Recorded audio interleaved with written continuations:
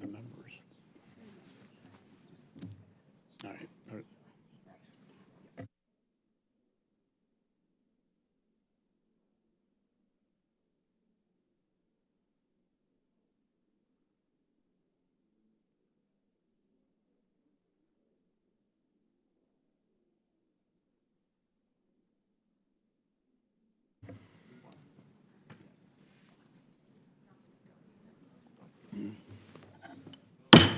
The committee will come to order. The purpose of this briefing is to hear the stories of two survivors of Russian war crimes in Ukraine. Both victims have asked for their names not to be disclosed for their safety, and I ask that you do not take any photos of either victim. Our first victim is a Ukrainian woman who spent 5 days in a Russian torture chamber near Kherson. She will share with us the horrific reality for all Ukrainians trapped behind Russian enemy lines in occupied territory. Our second victim is a teenage Ukrainian boy who was kidnapped by Russian forces and sent to Russia for quote-unquote re-education. His lawyer is here with us today to tell his story. As both guests will be speaking in Ukrainian, we'll be assisted by Dr. Bachovsky, a professional interpreter and translator. Before we hear these victims' stories, I'd like to show you a short video put together by the Reckoning Project on Russian war crimes. I'd like to warn everyone this video contains graphic images, so viewer discretion is advised. The mission of the Reckoning Project's journalists, documentary filmmakers, academics, lawyers, and war crimes researchers is to ensure that Russia's war crimes don't retreat from the front pages. I share this solemn and critically important mission in holding this briefing today.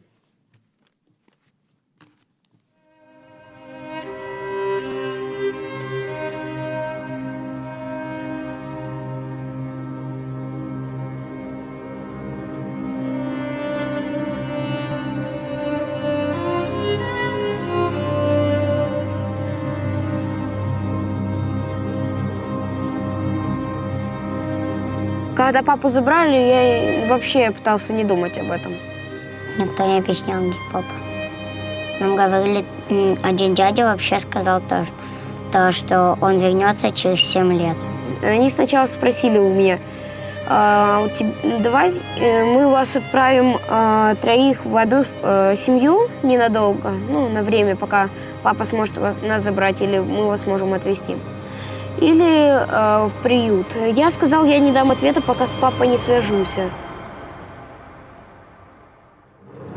Ту картину, яку побачила я, коли заглянула туди, де це спортзал, де сама більша кімната, оце справжнє пекло. Пекло в тому вигляді, в якому малюють на старовинних іконах. В світлі, в такому приглушеному, чисто від свічок, постаті людей один коло одного сидять. Вони не били по голові, це по ногах, по тулубу. Було всього декілька ударів. Чому такі удари, якісь зековські, коли б'ють ладошками, зразу по двох ушах. Дуже сильно. Да. І таке відчуття, що як контузія в тебе. І коли ти падаєш, тебе піднімають, там, роздягають. 2-3 години ти взагалі стоїш голий, холодно, просто замерзаєш. Очень много погибших, много раненых. Раненых очень тяжело, с ампутациями. Ну и погибшие люди тоже очень сильно повреждены тела. Море крови, стоны, крики «помогите». Меня как-то оглушило на время, или я не знаю, я не поняла. Потом встаю такая и смотрю ногу, а тут у меня она вся в крови. Вот. Вот что сейчас с моей ногой. А мужчина этот меня хватает, тянет, говорит, не смотрите, не смотрите. Я вырвалась, подбежала, приподняла. Я вижу, да, я вижу, это он, я вижу так живот скрытый, знаете, как кожа вот так снятая. И я вижу полностью все его внутренности.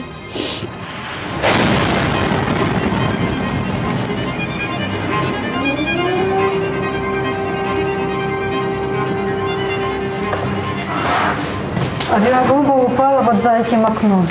Где я была, я не знаю, но где-то была, что осталась жива. Это запуганные люди, они издевались так над ними, просто это, зверски. Они были избиты до такой степени. Это стоит мужчина, мужчина, но на нем нету живого. Это просто сплошная гематома. Рассказывали, что и в уши ток пускали. Артобстрел. Роддом. Это была девочка, которой мы пытались оказать помощь. К большому сожалению, ребенок был уже мертв. Нам не удалось спасти ни мать, ни ребенка. Я не смог положить младенца в пакет с женщиной. Это сделал мой коллега. Тяжело.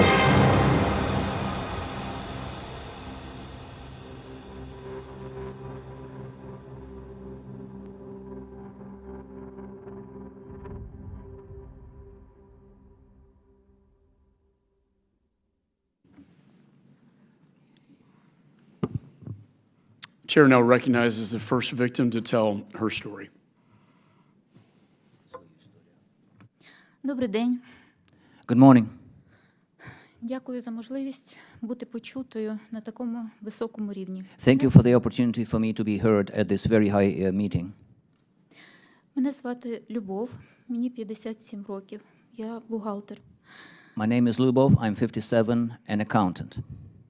У мене була мрія, коли діти підростуть, влаштують своє життя, переїхати в батьківський будинок біля моря і приймати там гостей. I had a dream when my children become adult, I will move to my parents' home near the sea and will have visitors, hosting visitors there. Мої батьки з півдня України, з Херсонщини. Because my parents are from the Kherson Oblast in the south of Ukraine. Наш край славиться родючими землями, прекрасною природою, безкраїми степами. This land is known for beautiful nature, spacious steppes and fertile soil. А також є море, сонячне, тепле море. And we have the sea and a lot of sun. Я здійснила мрію, почала невеличкий бізнес, So I implemented this dream, started a small business.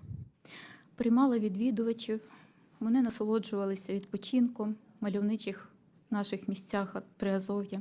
Kind of like a little family hotel was hosting visitors and they were enjoying the rest there.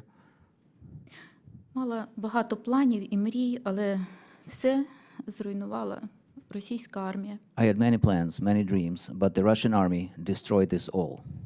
Майже рік я жила в окупації. I lived under the occupation for almost a year. Замість бізнесу прийшлось виживати. Instead of doing business, I had to fight for survival. Часом були без зв'язку, без світла, без їжі. There were times we had no communication, no food, no electricity. Поруч постійно були обстріли, навколо російська техніка, танки, ракети літали. Shooting and bombing was happening nearby all the time, Russian military equipment, aircraft, tanks, etc. Але найстрашніше те, що російські військові знущаються над українцями. But the worst is that Russian military are abusing Ukrainians. Виключно тому, що вони українці. Just for being Ukrainian. Спочатку полювали на представників влади, підприємців, лідерів думок. First, they were hunting for those who had been government officials or public opinion leaders or business people. Переслідували людей за проукраїнську позицію. They were persecuting people for being Ukraine sympathizers. Людей викрадають і катують, тримають їх. They kidnap people and keep them locked up and torture them. В січні цього року прийшли і до мене. In January of this year, they came for me. Без запрошення прийшли в будинок, шукали щось, казали, що зброю. Walked into my house uninvited, kept looking around saying they were looking for weapons. В мене нема ніякої зброї. But I have no weapons. Вилучили мапу України, вилучили прапор України. They confiscated a map of Ukraine, the flag of Ukraine. Сувенірні магнітики з символікою України. Souvenir magnets with Ukraine images. І також мак з синьо-жовтою стрічкою, це як символ жертв Другої світової. And a token with a blue and yellow ribbon symbolizing victims of World War II. Оце такі були мої речові докази. Those were their evidence against me. Потім мене повезли в їхню катівню, де тримали 5 днів. And then they took me to their torture chamber and kept me there for 5 days. Це був страшний кошмар, мене били. This was terrible. I was beaten. Змушували роздягатись. Forced me to undress. Різали ножем, погрожували зґвалтувати і вбити. Cutting my body with a knife and threatening to rape and kill me. Вивозили у поле, там знову били, ставили на коліна, приставляли пістолет до голови. I also was taken out into the field and they beated me again and they were putting a handgun next to my head and shooting as if executing me. І врешті змушували копати собі могилу. Also forced me to dig my own grave. Я бачила, як тортурам піддають інших людей. I also witnessed how other people were tortured. Їх виводили з чорними пакетами на голові. They would be taken out with black plastic bags on their heads. Я дуже за них переживаю і дуже би хотіла їх знайти. I worry so much for them. I would love to find them one day, those people. Але не впевнена, що вони зараз живі. But I'm not sure if they're still alive. Після всіх тортур мене відпустили. After all the torture, they let me go. Але сказали, що ще будуть приходити. But they said they will come back. Також вони пограбували мій дім. They robbed my house as well. Забрали навіть батькові нагороди. Even took away my father's medals. Мені просто дивом вдалося за допомогою товаришів вірних виїхати на підконтрольну територію України. Miraculously, I was able to flee with the help of some friends and get into the Ukraine-controlled territory. Єдиний можливий маршрут був через окупований Крим, Росію, Латвію і Польщу. But I had to travel through Crimea, Russian territory, and then Poland, Latvia and Poland. Моя донька громадянка Америки. I have a daughter who is a US citizen.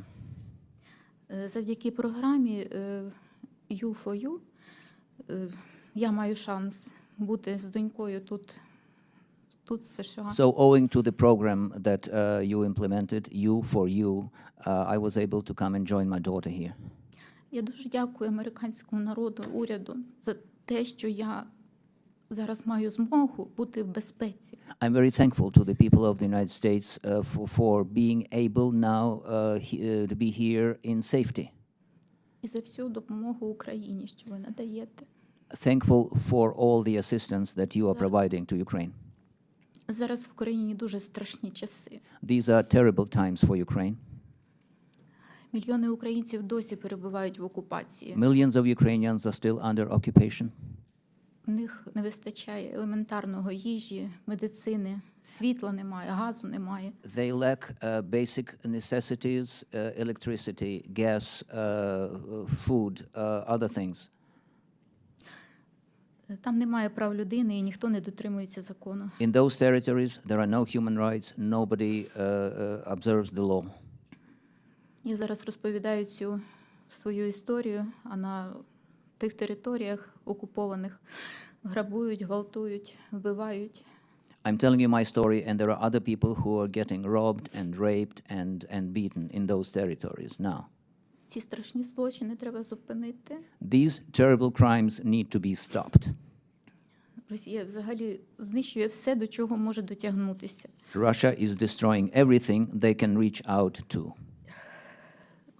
І це не тільки стосується України.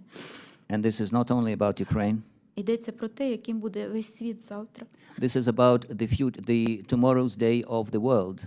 Де будуть жити наші діти? Where our children are going to live. Чи це буде світ брутальності, безкарності, варварства? Is this going to be a world of brutality, barbarity and lawlessness? Або ми повернемося до принципів верховенства права і цінності людського життя? Or are we going to go back to values of human life and principles of law? Я тепер маю нову мрію. So now I have a new dream. Я хочу повернутися додому і все відбудувати. I want to go back and rebuild everything I had. Але зараз моє село окуповане, мій дім розграбований, і в ньому живуть чужі люди. But now my village is under occupation. My house has been robbed and some alien people are living there. Але я обов'язково повернусь. But I will come back by all means. Вільно жити на своїй землі – це мрія кожного українця. Every Ukrainian person has a dream to live freely on their land. І здійснити її можна лише в один спосіб – вигнати окупантів. The only way to make this happen is to drive away the occupants. А для цього потрібна ваша допомога. And for that we need your help. Зброя. Military help. Нам також потрібна допомога Америки і всього вільного світу для притягнення до відповідальності всіх причетних до російської агресії. And we also need help from both the United States and the rest of the world to hold accountable all those who committed those crimes. Від рядових службовців до самого вищого керівництва Росії. From rank and file servicemen to all the highest level commanders. Українські правоохоронці роблять все необхідне, аби зібрати всю інформацію. Ukrainian law enforcement officials doing everything needed to collect this information. Ідентифікувати військових злочинців і засудити їх. To identify the war criminals and have them put to trial. Особисто хочу подякувати генеральному прокурору Андрію Костіну за його велику роботу, за таке тепле. I want to express my special thanks to Prosecutor General of Ukraine, Mr. Kostin, for his humane attitude and all the work he's doing about this. Але для того, щоб добитися повної відповідальності для російського керівництва і всіх злочинців, необхідна, звичайно, ваша допомога. But we realize that your help is needed in order to hold the highest leaders of Russia accountable for those crimes. Допомога всіх цивілізованих країн. As well as the help from all other civilized nations. Світ має показати, що не закриває очі на масові вбивства, на тортури, на зґвалтування. The world must show that people are not closing eyes at those crimes, torture, rape. Тому Росія має бути притягнута. So Russia must be held accountable. До відповідальності за всі свої лиходійства, які вона спричинила Україні. For all the evil it has caused Ukraine. Проти українців. Against Ukraine. Ми, хто пережили ці злочини, ми We- дуже хочемо справедливості. We, the survivors of those crimes, we do want justice to be brought. Справедливої відплати. Just and fair payback. Дякую за вашу увагу. Thank you for your attention. Дуже дякую. Thank you. Well, thank you so much for the courage to tell your story.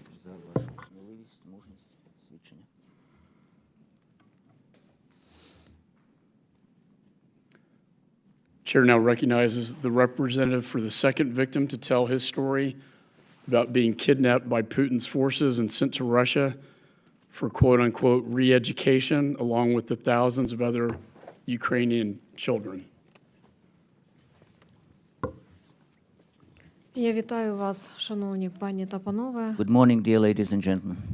Моє ім'я Катерина Бобровська, я є адвокатом українським неповнолітньої особи, яка була повернена з території Росії до України. I'm Katerina Bobrovska, Ukrainian attorney representing a minor, Ukrainian minor who was returned from Russian territory back to Ukraine. Будь ласка, допоможіть мені. I ask you to help me. Я хочу повернутися в Україну. I want to go back to Ukraine. Такі були перші слова Those were the first words 16-річного Романа, коли він звернувся до мене по допомогу. from the 16-year-old Roman who, when he contacted me for help. Роман – це сирота та учень професійного ліцею в невеличкому селищі Донецької області. He's an orphan attending a vocational school in Donetsk Oblast. 24 лютого 2022 року Роман перебував у навчальному закладі. And on February 24th of 2022, he was at his school. А невдовзі росіяни окупували населений пункт. And Russians very soon occupied that community. Вони здійснювали фізичний та моральний тиск на дітей, які залишились у гуртожитку. They were pressuring the students, the kids who stayed in that boarding house, the dormitory, physically and morally. Документи, телефони та інші особисті речі дітей постійно перевірялися. They continued checking their papers, their telephones and other personal belongings. Візити військових до гуртожитку ставали дедалі частішими, The military continued visiting that dormitory more and more often. а тиск все більшим. The pressure was getting stronger and stronger.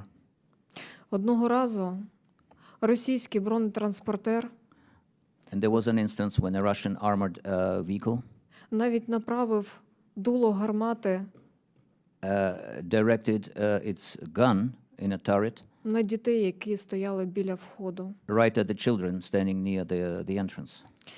Розуміючи, що в таких умовах неможливо перебувати, Роман Roman understood he could not exist in those conditions.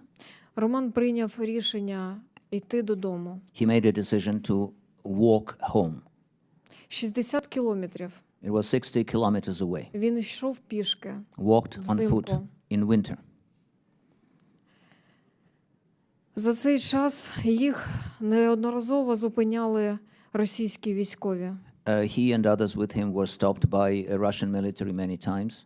Вони проводили допити, They interrogated the kids, наводили на дітей зброю aiming their guns at the kids, та навіть стріляли над головою. even shooting above their heads. Їм доводилось спати на вулиці They had to sleep outdoors та просити їжу у місцевих and жителів. beg for food from local residents. Коли Роман дістався домівки, When Roman finally got to his home, до населеного пункту заїхали військові. military moved in to that community as well. Представники окупаційної влади Occupation authorities направили Романа на медичне обстеження. told Roman to go for a medical exam, Його забрали до місцевої лікарні, де вже перебували і інші діти. and he was put in a local hospital where other children also were kept. У лікарні Роману повідомили, що в нього буде інша родина. And at that hospital, he was notified that he will now have a different family. Окупаційна влада не взяла до уваги те, що Роман заперечував та казав, що законним представником має бути брат або сестра. В нього були рідні брат. The occupation authorities ignored the fact and his words that he wanted his brother or sister to be his legal representatives because he had them there.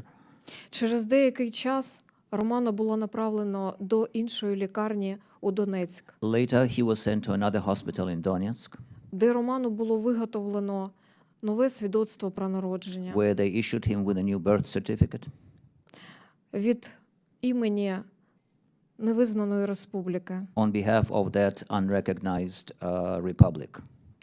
А у травні Романа та інших дітей відправили на відпочинок до Росії, Then in May, he with other kids was sent to Russia for vacation, де українських дітей відвідала уповноважена президента Російської Федерації. where the Ukrainian children are visited by Russia's representative of the president for kids matters.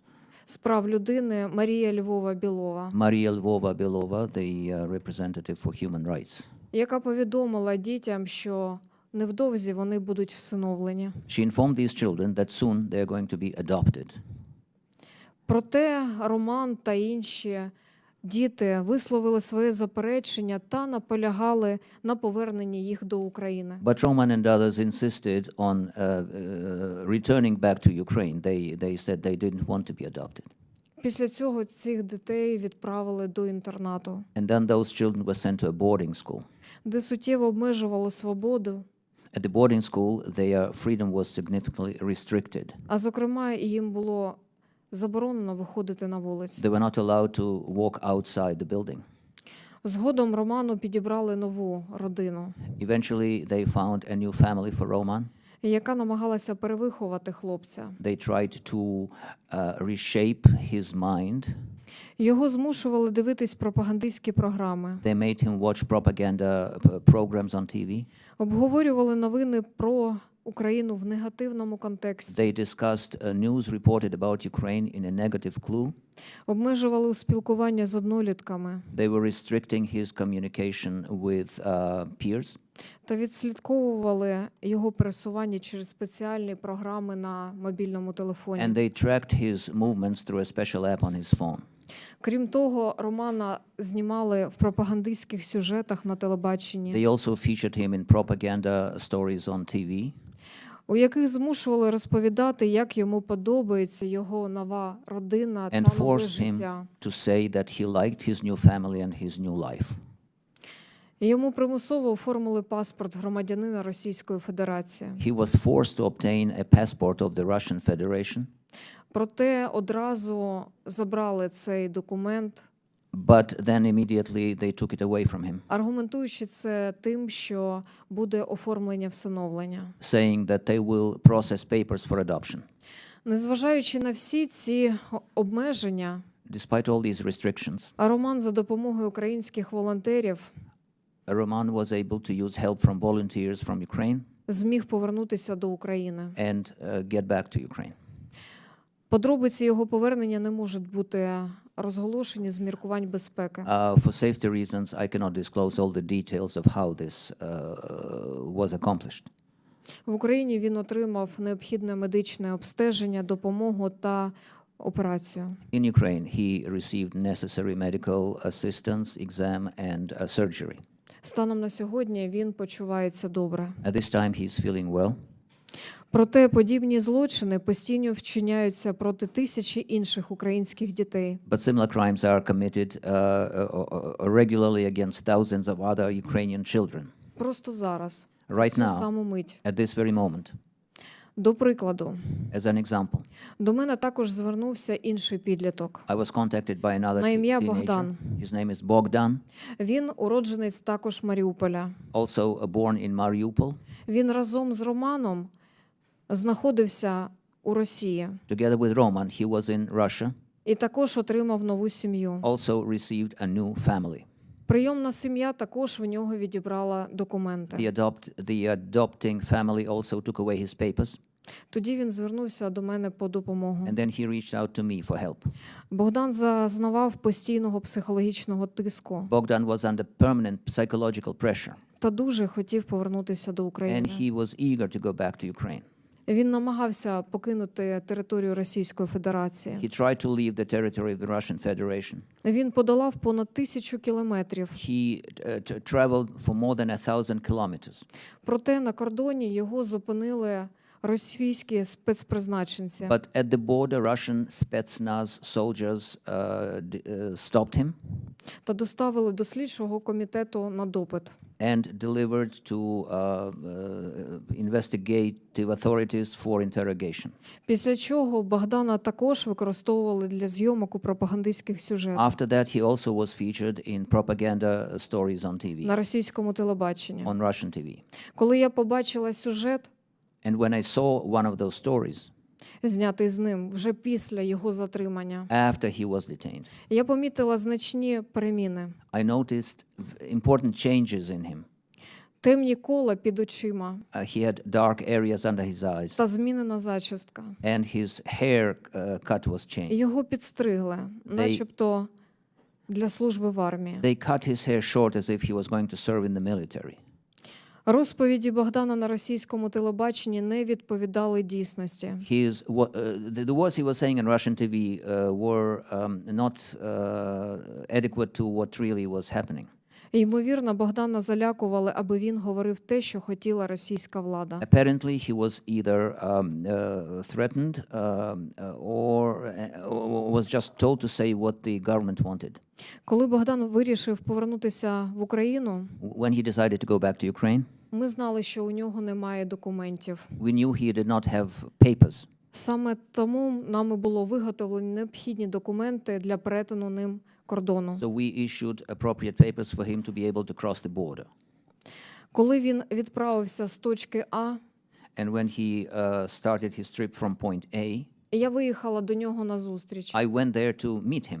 але також була зупинена російськими спецслужбами. But I too was stopped by Russian servicemen. А наступного дня я дізналася, що Богдана затримали. And the next day I was told that he had been detained. Схожість історії Романа та Богдана The stories of Roman and Bogdan have a lot in common. свідчить про системність та поширеність цих злочинів And this tells us that such crimes are systemic and widely spread. на тимчасово окупованих територіях. And they happen in those temporarily occupied territories of Ukraine. Свідчить про детально сплановану операцію. These facts tell us that this was a detailed, premeditated operation З депортації українських дітей. aimed to deport Ukrainian children to Russia. Ці заходи спрямовані на позбавлення їх української ідентичності. Those measures are aimed at depriving the children of their Ukrainian identity. Історія Романа має щасливе завершення. Roman's story has a happy ending. Його вдалося повернути додому. He was able to go back to his family, to his home. Втім, Богдана, як і інших дітей, But Bogdan, like вони other фактично залишаються у полоні. Ukrainian children, are essentially still in captivity. Я закликаю міжнародну спільноту So I appeal to the international community об'єднатися to come together та вживати спільних заходів and jointly take measures для посилення тиску на країну-агресора Росію, to put more pressure on the aggressor country, Russia, або домогтися повернення всіх вимушено переміщених in order українських дітей. to make them return all Ukrainian children back to Ukraine. Це наш моральний обов'язок. This is our moral duty, Повернути кожну дитину додому. to return every child back home. Сьогодні вночі This night, мені написала повідомлення ще одна дитина. I received a message from another child. На моє питання, чому ти не спиш? When I asked, why are you not asleep?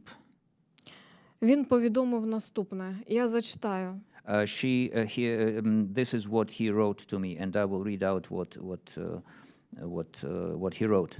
Ця дитина знаходиться на території Російської Федерації. This child is now on the territory of the Russian Federation. Мені тяжело спати. It's hard for me to sleep. Я столько смертей видел. I saw so many deaths. А мучает две смерти. And there are two deaths which keep torturing my conscience. Лучшего друга и маленькой девочки, One was the death of my best friend, and the other was a little girl которую я не мог спасти. who I was not able to rescue. Друг прикрыл меня своим телом. The friend covered me with his body, Его разорвало. and he was blown apart. Он единственный, кто со мной всю жизнь был свою. He was the only one who had been with me all my life. После смерти родителей единственный, кто оставался со After мной the death of рядом. my parents, the only one who stayed next to me. А девочка. But the girl, Мы когда ехали по воду на моей машине, when we were driving in my car to get water, я услышал крики. I heard people shouting. I Остановился. stopped, Выбежал. ran out. Там лежало тело I женщины. saw a body of a woman, И девочка с дырой в груди. and there was a girl with a hole in her chest. Лет 10 ей She было. was about maybe 10 years old. Она умирала и кричала She was «помогите». dying and crying, help. Я ее взял на руки и I took успокаивал. her in my arms, was trying to calm her down, Там уже нечем было because помочь. there was nothing we could do for her. Этот момент, когда я стараюсь улыбаться, This is the moment when that moment when I'm trying to smile to calm her down, чтобы ее успокоить. И говорил ей, что все будет хорошо. and I was telling her everything will be all right. А душу мою But раздирало. my soul was being torn apart. Я благодарю всех вас Thank you all за те, що ви надали змогу for giving us this opportunity розповісти to про ці share страшні випадки. about these terrible instances. Дякую вам. Thank you. Thank you so much for that testimony. I will let the members know the child victim is actually in the room next door and per the embassy's instructions to protect his identity. But this is just one of many stories we've heard. In fact, over 20,000 children have been abducted, taken into Russia for indoctrination. We're going to take a quick break for our next witness, the Prosecutor General.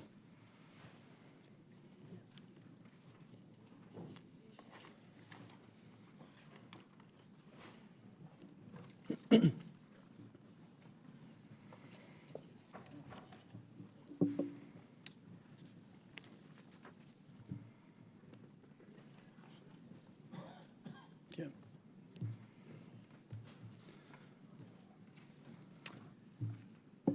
Thank you for being here today. The purpose of this hearing is to expose Russian war crimes and other atrocities in Ukraine and to ensure that the world never forgets.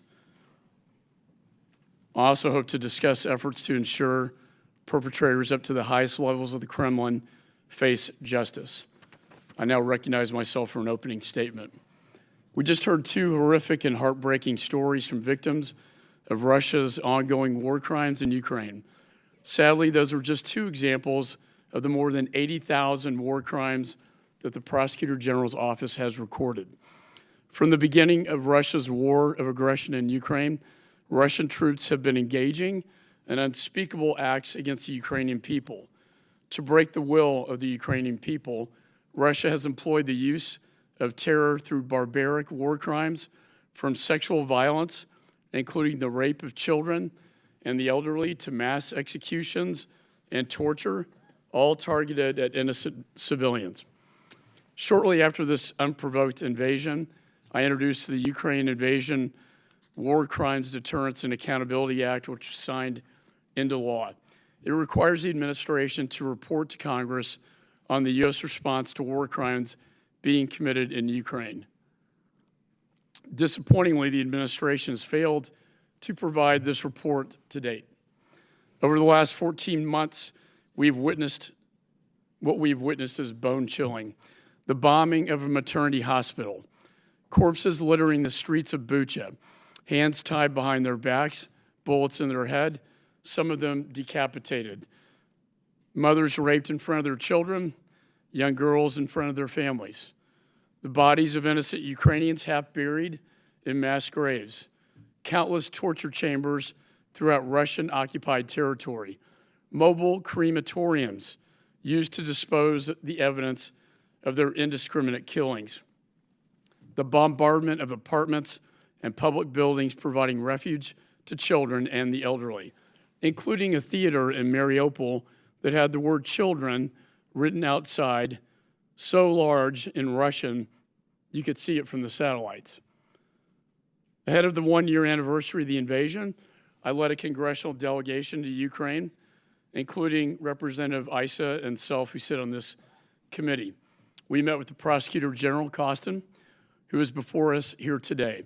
He personally escorted us to Bucha to see the site of the first mass grave discovered, and we met some of the first victims of Russian war crimes. It was a sobering experience and one that I will never forget. And as this war rages on, these war crimes have only continued. Following the liberation of Kherson, which was under Russian occupation for 8 months, more horrors have been discovered. Russian soldiers had taken old detention centers and converted them into torture chambers. Those subject to these torture chambers included journalists, civil servants, teachers, and random citizens. They were subjected to electric shock torture, ferocious beatings, suffocation, and waterboarding. They even discovered a children's cell specifically used to torture and abuse children. These were not the actions of some rogue soldiers, but rather a planned and financed operation of terror sanctioned at the highest levels of the Kremlin. The investigators who collected this evidence said this was, quote, a calculated plan to terrorize, subjugate, and eliminate Ukrainian resistance and destroy Ukrainian identity. This is the reality for every single innocent Ukrainian who remains trapped behind enemy lines and under Russian occupation. Recently, we've learned of Russian soldiers beheading Ukrainian POWs. Just this past Monday, a story broke outlining how Wagner commanders confessed to extensive war crimes, including the execution of 20 children, along with blowing up a pit of more than 50 wounded captives. They admitted they were given orders to, quote, shoot without words, end of quote, at anyone over the age of 15. Russian soldiers and Wagner Group mercenaries, in horrific detail I've heard, it's been reported, carry Viagra with them to forcibly rape women and children. I personally heard an account from a Ukrainian mother who saw her 5-year-old daughter gang raped to death by 10 Wagner mercenaries who then threw her dead body on the side of the road. This is happening right now. They're monsters, and they need to be brought to justice. One would think the horrors of such acts would have been discarded into the ash heap of history, as Ronald Reagan once said. But sadly, the depravity of Russia's invading forces knows no bounds. We have seen the mass deportation and relocation of Ukrainian children. Tens of thousands of children have been kidnapped, handed over to Russian families, and forced into pro-Russian re-education systems. These are more than war crimes. These are more than crimes against humanity. What we are witnessing in Ukraine is genocide.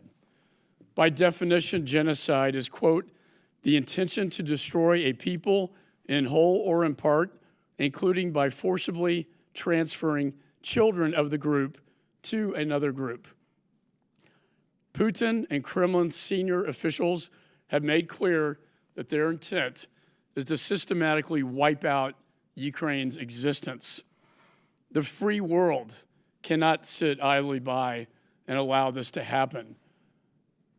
It is beyond time that this administration, along with our allies, provide Ukraine with the weapons they need to win. We need to do more than just give Ukraine enough for survival. We urgently must give them longer-range systems, such as ATACMS, for victory. These are critical to not only destroy the Iranian drones in Crimea that have been devastating to Ukraine's civilian infrastructure, but also to enable Ukraine to push forward with its imminent counteroffensive to recapture its territory and liberate its own people from the daily threat of this Russian terror. History will judge this moment and ask what we did to stop this. No country can remain neutral in the face of such evil. Genocide must not be tolerated by the free world. And just as we held perpetrators of genocide to account in the Nuremberg trials following World War II, we must also hold Putin and his soldiers accountable for the Russian horrors inflicted on Ukraine. History will judge us by what we do here and now. With that, the chair now recognizes the ranking member.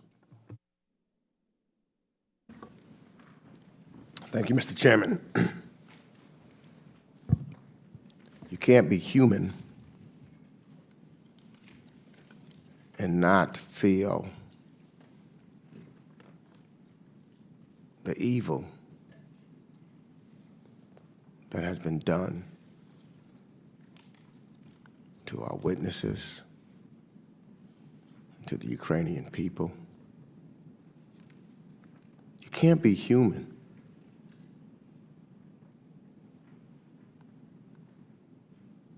it's devastation.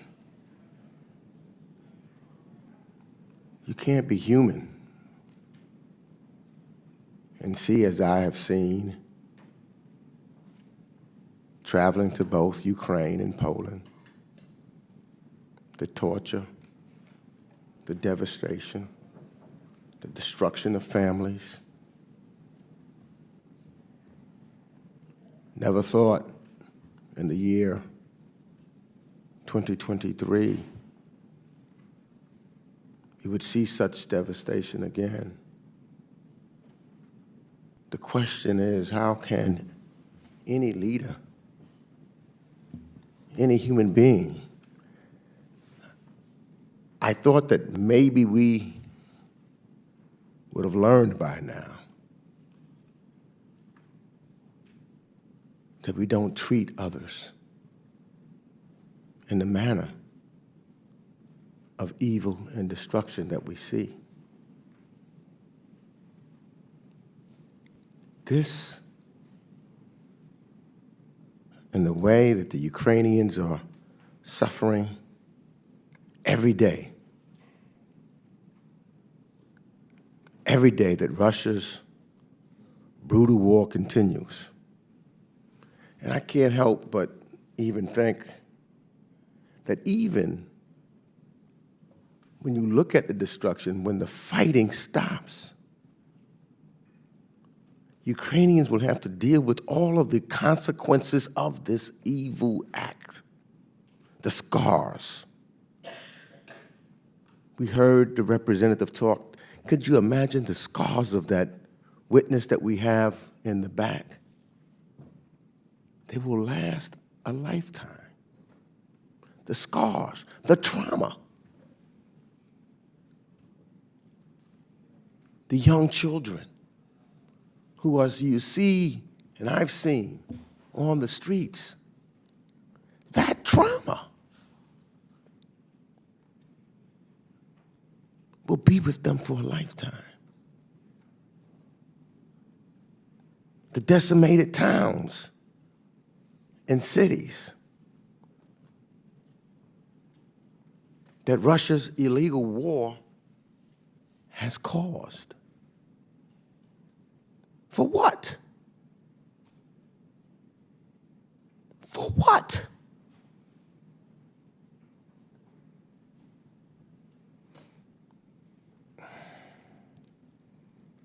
We've had the opportunity to hear the first-hand accounts of the two victims who have lived through Russia's war. Ordinarily, you just say, I'd like to thank both for their presence today, and I do. I sure wish they did not have to be here. But I think that the world needs to hear their testimony. Tragically, the experiences that they've been forced to endure is happening all across Ukraine. Mr. McCaul has listed several other events. I've seen him talk to other victims. And so what I want them to know, we feel your pain, we hear your voices, and the voices of all of your compatriots. And we cannot let your suffering be in vain. Thanks to your efforts, the world is aware of Putin's brutality, from directing the abduction of children and the massacre of civilians to the targeting of hospitals and indiscriminate attacks in densely populated areas.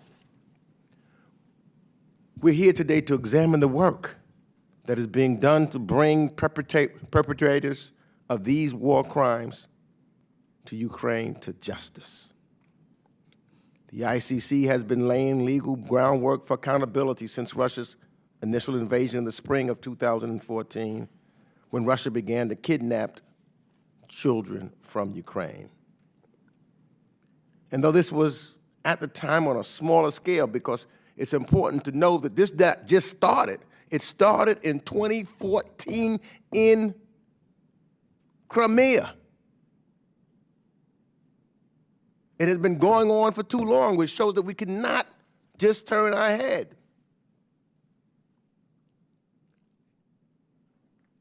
You know, we have to remember that Putin claims that Ukraine is run by fascists.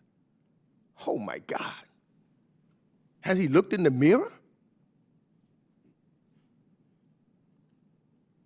Has he looked in the mirror? We hear statements from Russia officials and from Russian disinformation outlets which seek to dehumanize Ukrainians. How can one take the turn and turn it around? How can a human being look himself in the mirror? How can they try to create a false narrative when clearly the whole world sees who the aggressor and who's committing the criminal acts? And so, yes, the United States and our allies and partners must work diligently to ensure records and document every piece of this criminal history, beginning in 2014. And we must collect it so that all those who are responsible for war crimes and crimes against humanity and other human rights violations are held accountable. They cannot get away with it. They cannot think that just some kind of agreement can happen and then they walk away from this crime, yes, from this genocide that is being attempted.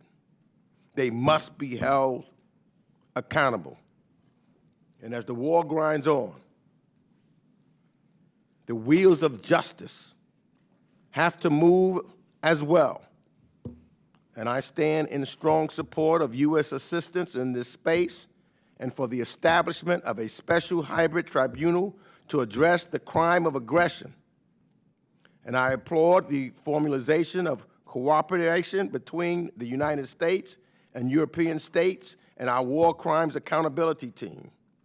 And I know the legal path to justice is precarious, but we in the United States Congress are determined to provide the support needed to secure justice for victims.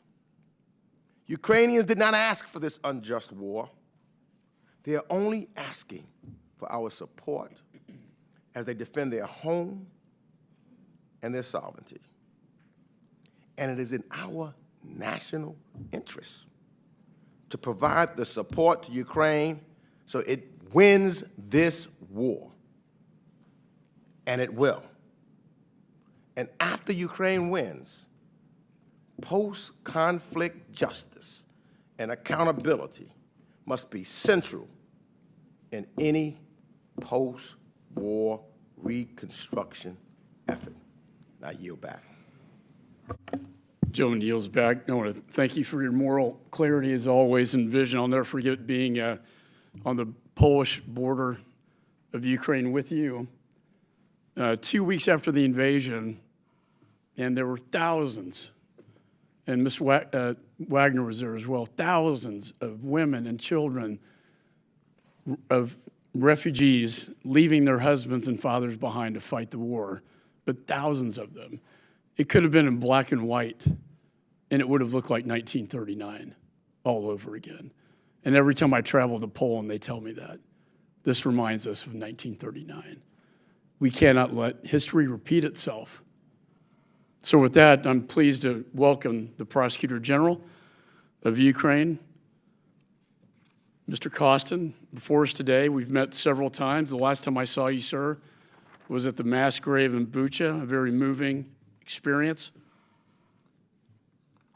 I commend you for shining a light on this darkness and these Russian atrocities that have been committed in Ukraine, and I yield to you, sir, for your opening statement.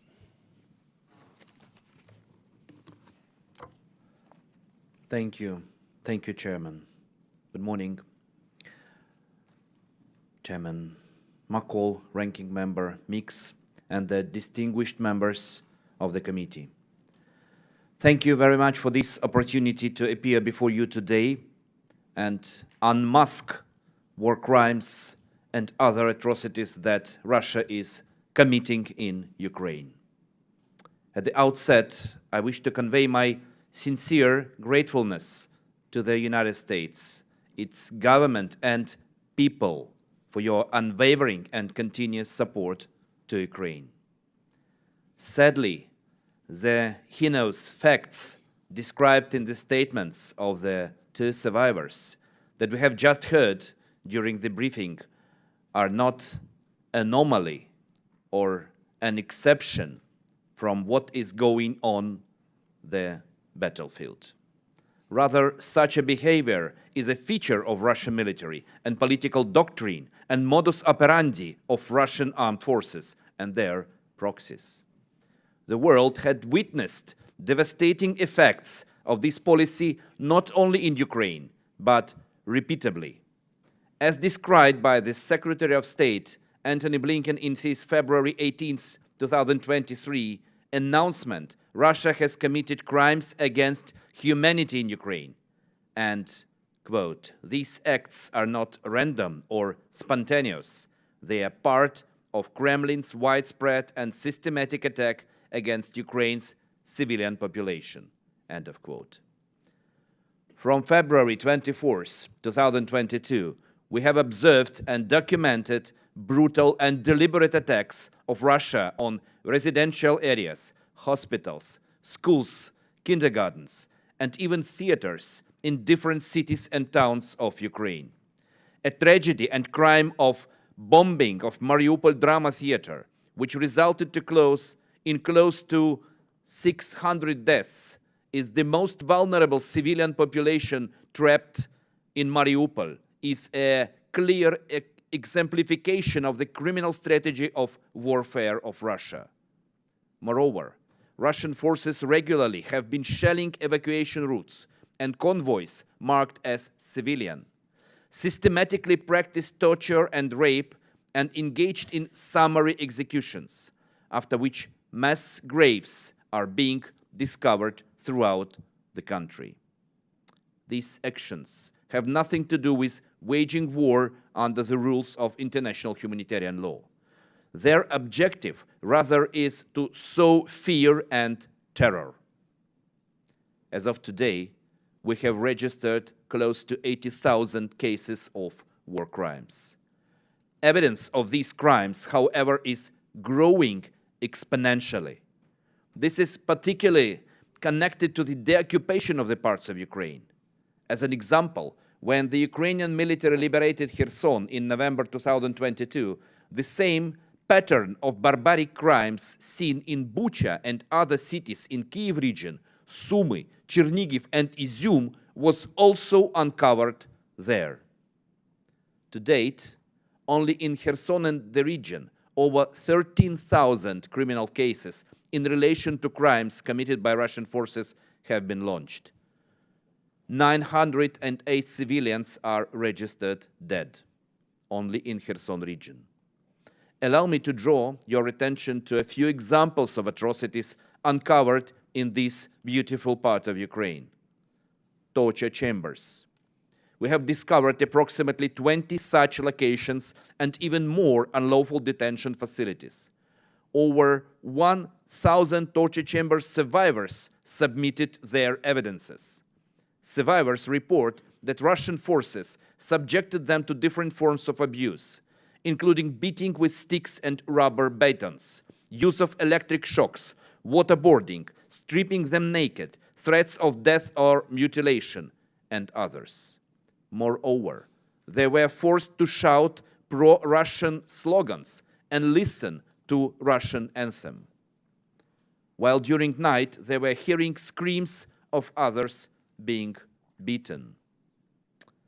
In course of investigation, we have discovered evidence of financial records showing a direct linkage between the torture chambers and the Russian security agencies.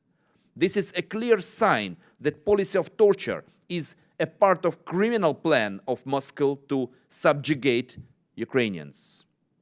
Another systemic and widespread crime we detected is enforced disappearance. There are over 600 individuals whose whereabouts are currently unknown. This is also a pattern that is common to all territories that fell under Russian occupation. Public officials and politically active citizens who dissented from denouncing Ukrainianness disappeared or were executed. Occupant forces implemented a full-scale search for pro-Ukrainian or anti-Russia residents, journalists, Ukrainian patriots, and targeted them. In Kherson, like other cities and towns, sexual violence has also been used as a political and military tactic by Russian forces. This was done to humiliate and break resistance of civilian population. We have documented over 60 instances of rape only in Kherson region. I will bring 3 examples. We have an ongoing investigation into the fact of 4 months-long forced deprivation of liberty, continued rape and humiliation of a resident of Kherson region by a Russian serviceman who entered into a house of a victim, stayed there for a prolonged time, and together with rape, threatened the victim and her 9-year-old son with physical violence. We are also investigating cases of rape of minors. In one of the villages of Kherson region, a soldier of proxy forces abducted a minor from the house in the presence of mother and grandmother and raped the victim. We also have a pattern of rape and torture, as well as sexual harassment, specifically against the family members of Ukrainian armed forces. One of the most horrendous crimes Russia is committing is forced transfer. We see on a daily basis that from the part of Kherson region, which is still under Russian occupation administration is carrying mass forced relocation of residents, including children, to other temporarily occupied territories or to the Russian Federation. This is the continuation of the strategy of separating Ukrainians, and especially children, from their parents and families, with the objective of their quick assimilation into Russian society. Russia even simplified the process of granting citizenship or to forcibly transferred children. Russia shamelessly violates fundamental tenets of international law. It's committing core international crimes in Ukraine, even though what I managed to discuss is just a tip of an iceberg. It, however, is sufficient to demonstrate inherently criminal plan of the Russian leadership to spread fear and terror and eradicate resistance among Ukrainians, so that Russia could remove Ukrainian identity. Moreover, crimes documented are systematic and widespread in nature. These are clear signs of a plan of persecution against Ukrainians as a national group targeting Ukrainian identity and Ukrainian statehood. These patterns are particular to the crime of genocide. Such evil cannot let be. It is our joint responsibility to do everything to uncover horrific crimes that Russia is committing in Ukraine. But exposure does not suffice. To ensure that this never happen again and to provide justice for victims and survivors, all those who orchestrated and enabled commission of core international crimes should be held accountable. Only with discovering and determining truth, bringing perpetrators to responsibility, and providing adequate reparation to victims and survivors, we could say that justice had been done. For these reasons, it would be paramount for us to obtain your support on various legislative initiatives, such as condemning an illegal abduction and kidnapping of children from Ukraine to Russia, designating the Russian-based mercenary Wagner Group as a foreign terrorist organization, Oligarch Assets for Ukrainian Victory Act, authorizing the Department of Justice to transfer to the Department of State the proceeds of property seized pursuant to sanctions to be used to provide assistance to Ukraine, as well as supporting the creation of special tribunal for the punishment for the crime of aggression of Russia against Ukraine.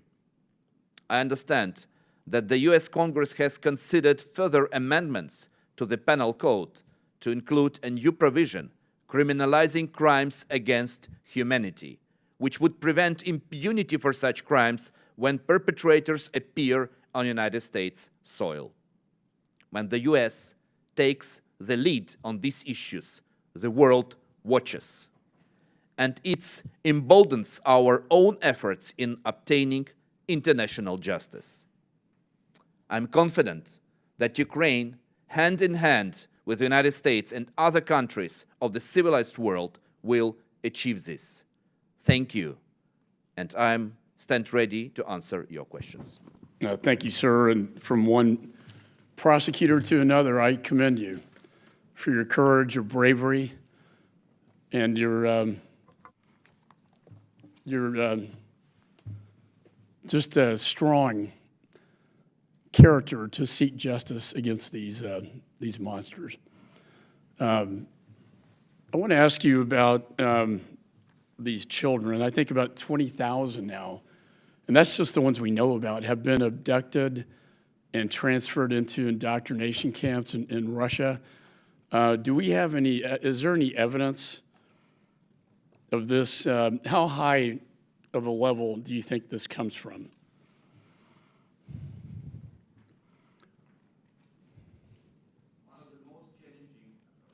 One of the most challenging tasks for all of us is to identify not only the number of children who were forcibly deported, but also to identify where they are.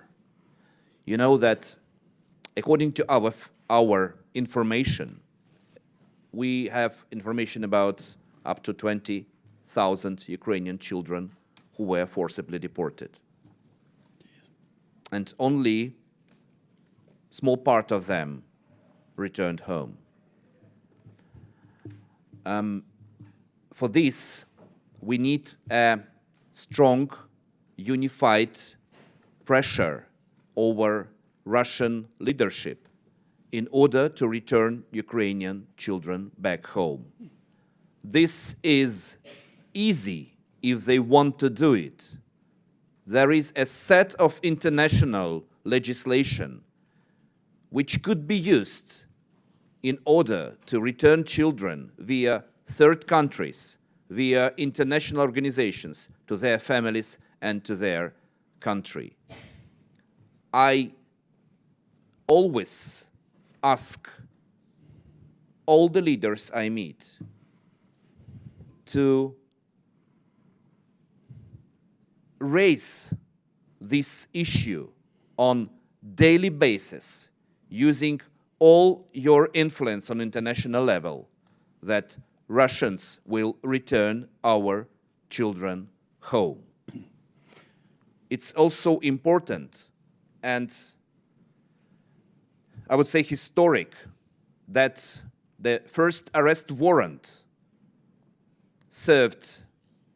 issued by the International Criminal Court as a matter of war crime committed during this full-scale aggression is issued against incumbent president of Russian Federation, Putin, and I would say commissioner in brackets for children's rights, Lyova Belova, so that whole world now see that Putin is suspect, war criminal, and the pressure over him and his government to return our children back should be worldwide, including the countries of Global South and some others who still try to be neutral or still try to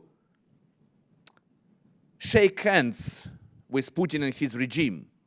They also need to see that Putin is a suspect in war crime, which is forced deportation and abduction of Ukrainian children. Do you believe, believe the orders to abduct and indoctrinate these 20,000 children that we know about, that order comes directly from Mr. Putin? This order comes, yes, directly from Mr. Putin, and we have a set of legislature acts and a set of his even public statements which confirm that he ordered such policy.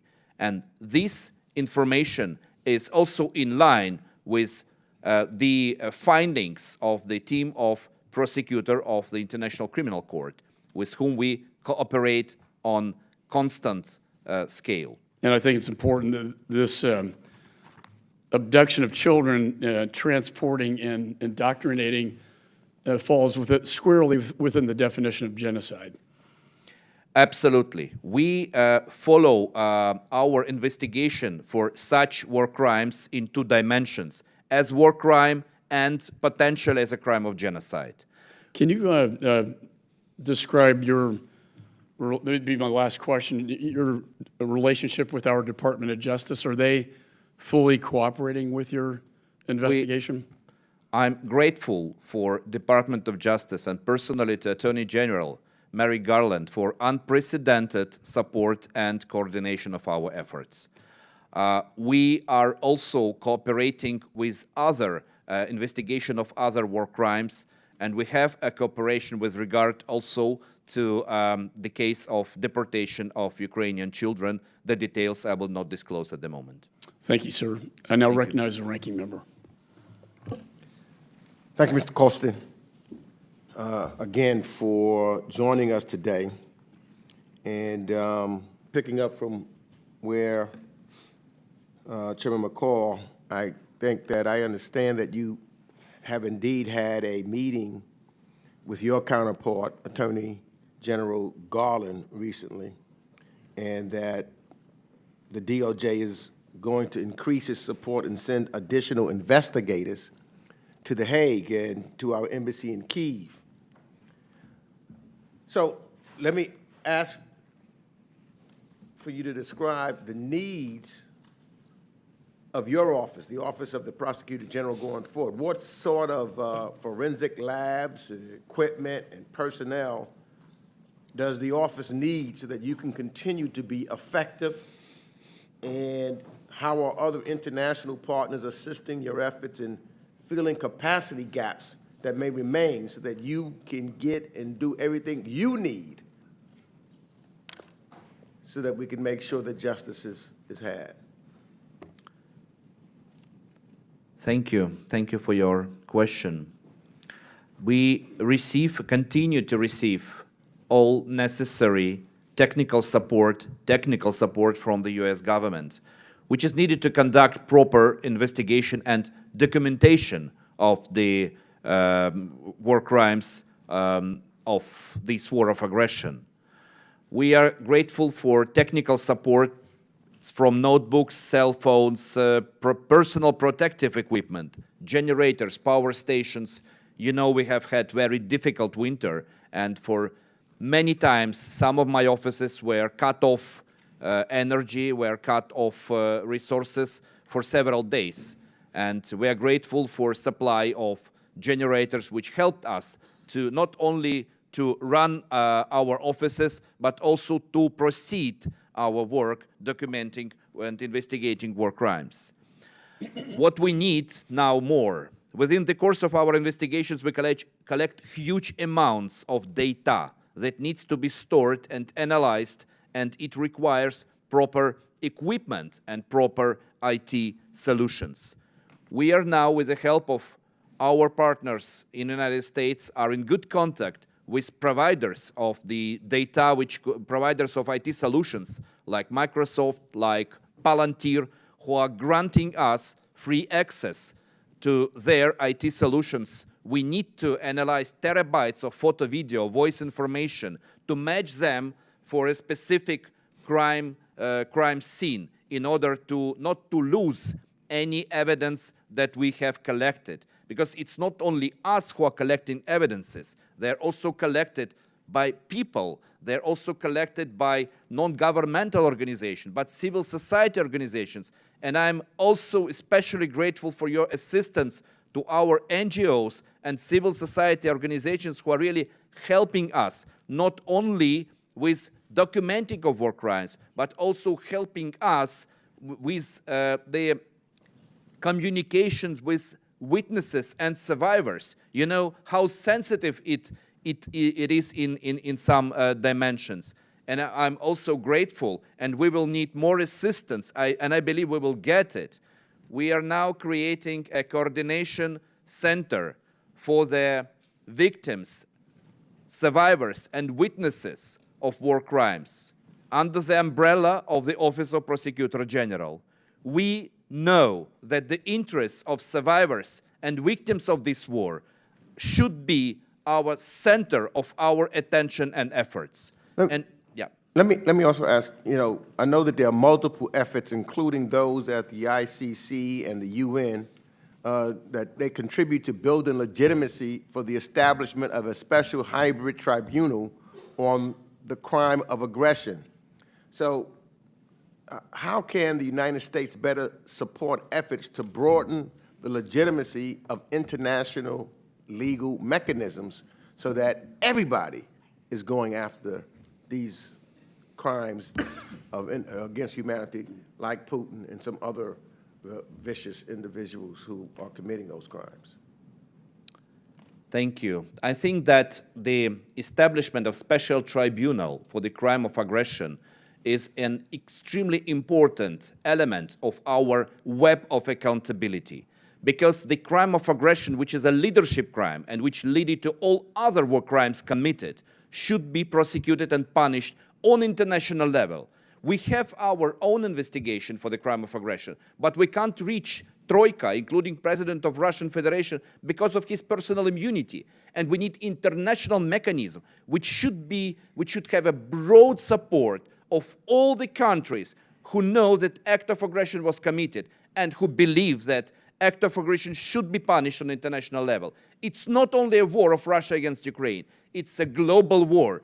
I don't know any country which doesn't feel the consequences of this war of aggression in many layers, but everyone, this war touched every country in the world. This war touched any citizen, any person in the world. Even if some of them don't understand this now, they will understand this in the future. And it's our joint responsibility, not only before the victims and survivors of this war of aggression, to ensure their measure of justice for the crime of aggression committed by Russians. It's also our obligation before future generations, because you're absolutely right, both of you, that Nuremberg trials ensured long-lasting peace in Europe for decades. Now we have a gap in international system of law and order. We need to fill in this gap and to ensure long-lasting peace for Europe and for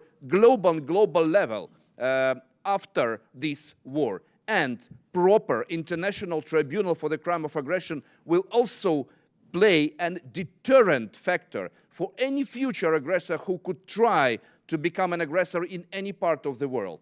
And I would also add, it's not only our obligation before the victims and survivors of this war, not only our common obligation before the future generations, it's our obligation commemorating all victims of the previous wars and conflicts who didn't receive their measure of justice. We don't need to forget about them. And only united, we will reach this goal. I firmly believe in it. Thank you for your question. Thank you very much. It's very, very powerful. I remember visiting with a Ukrainian soldier last time I was in Ukraine. He said, "We're fighting for you. We're fighting for the free world." And they are.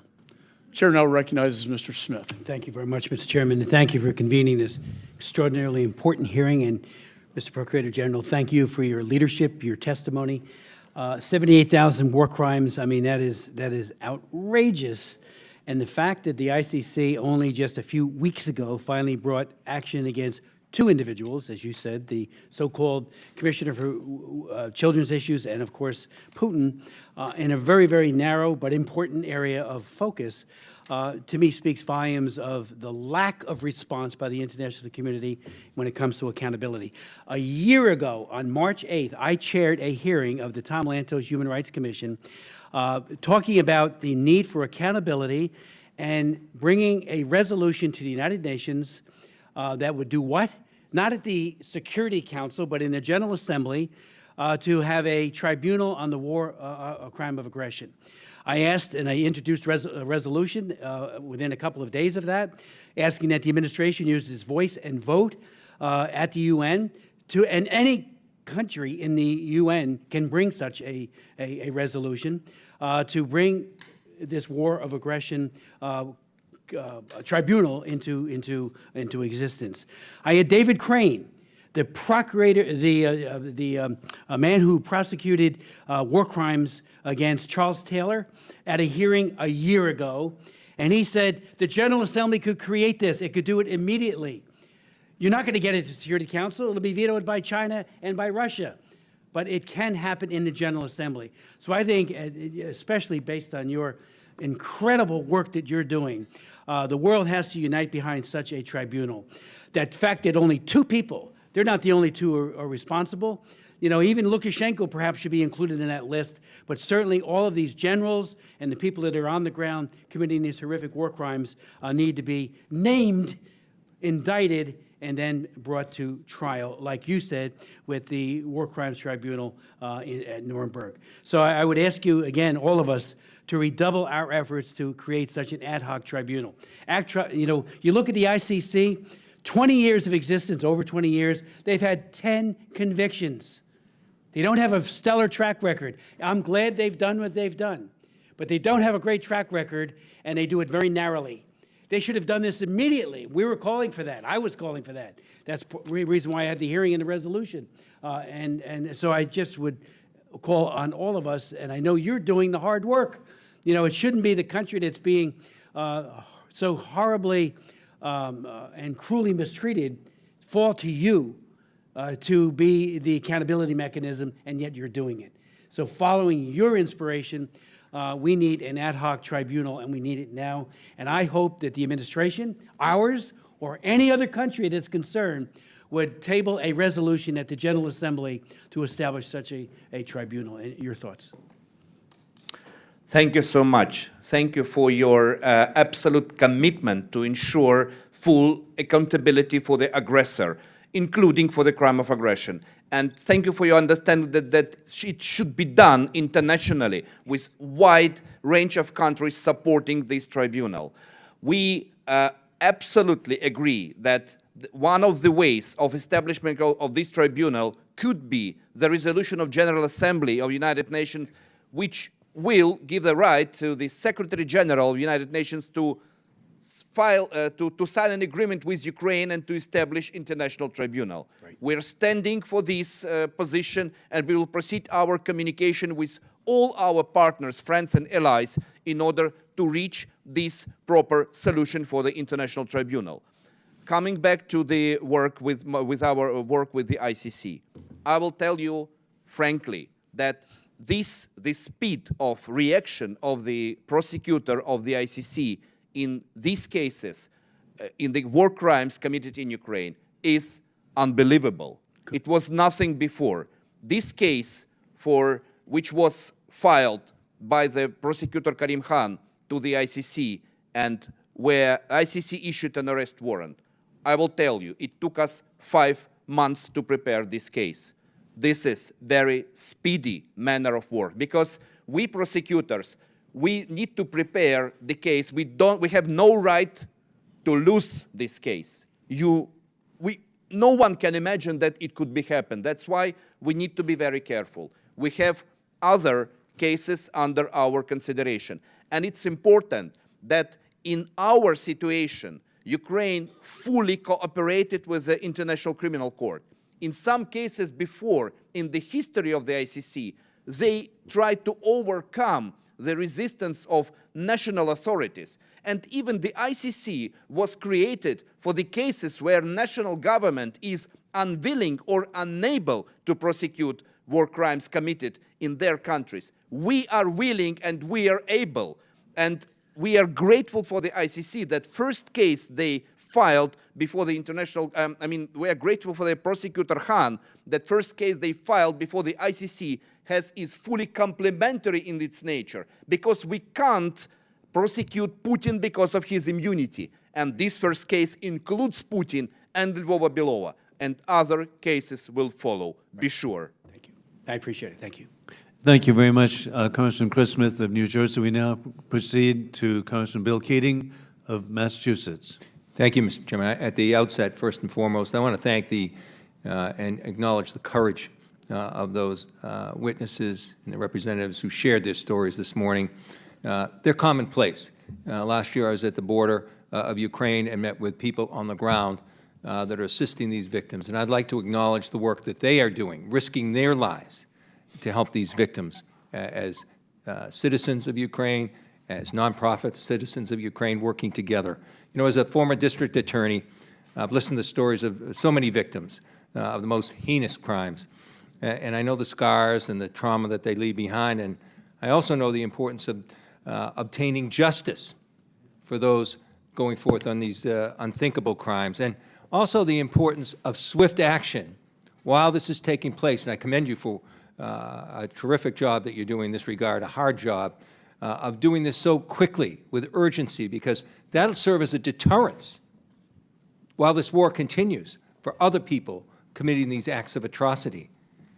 For our witnesses earlier this morning, for the thousands of individuals living in Ukraine who've been victims of these atrocities, we must hold the Russians, Russian war criminals.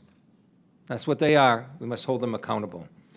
Prosecutor Kostin, thank you for being here again today. In September of last year, as chair of the subcommittee, you were a witness again. I had the privilege of hearing you testify, and to help us better understand the atrocities that are occurring, the human rights abuses that have been committed by Russia.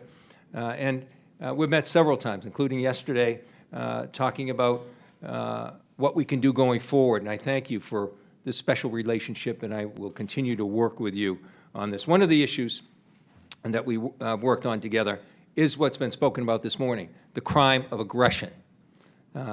Based on these discussions that we've had, I introduced House Res 81, calling on the President to support the creation of a special tribunal for the punishment of crimes of aggression against Ukraine. Today, as you've heard in previous hearings, you again demonstrate a clear foundation of evidence that you've established showing the atrocity of these crimes and for the crime of aggression. And I strongly urge this committee to take up this piece of legislation quickly because it's of its urgent nature. In addition, we've also discussed in detail the situation of child abductions in Ukraine and the atrocities that surround them just disappearing, taking them away from their families. As I mentioned to you yesterday, together with my colleagues in the Ukraine caucus, I've recently introduced legislation, House Res 304, supporting the International Criminal Court's issuance of arrest warrants for Vladimir Putin and Maria Lvova-Belova, Russia's Children's Rights Commissioner. What an ironic and sad title that is when you consider her war crimes that she's committing along with Putin himself. This resolution is bipartisan, and I believe it has a strong message to the international community. It's not just about the U.S., it's just not about Ukraine. It's for the international community so that we demonstrate the seriousness which the United States takes these investigations. Given the testimony we heard today, I hope that that legislation is taken very swiftly up by this committee and move forward. I also, with your consultation over this time, introduced the Atrocity Crimes Relief and Accountability Act. A portion of this legislation was included in the omnibus last year. The Ukrainian refugees living in the United States on humanitarian parole can share their stories and support ICC investigations related to war crimes. The omnibus also included a provision encouraging U.S. government efforts to share evidence related to the atrocity of crimes in Ukraine, and I urge all of us to take up that mandate. I realize these things are just small steps going forward, but I'll continue to work with you in that regard. In just the brief time we have, could you share with us, and you did so very forcefully, about the need for acting together on establishing a special tribunal or working with holding Putin and Lvova-Belova accountable? The importance of doing it as a deterrence for current actions on the ground. How can these actions that we do here and the actions that you're doing, prosecuting, save future victims of this, because it'll deter people and soldiers on the ground now? Thank you, Congressman Keating, and thank you for your constant support during these months of our joint work. I will start with the special tribunal. You know, I think that for the survivors who witnessed today in this hall, it will be a great signal of action, support by action, if Congress will support your resolution on establishment of special tribunal. Because this is the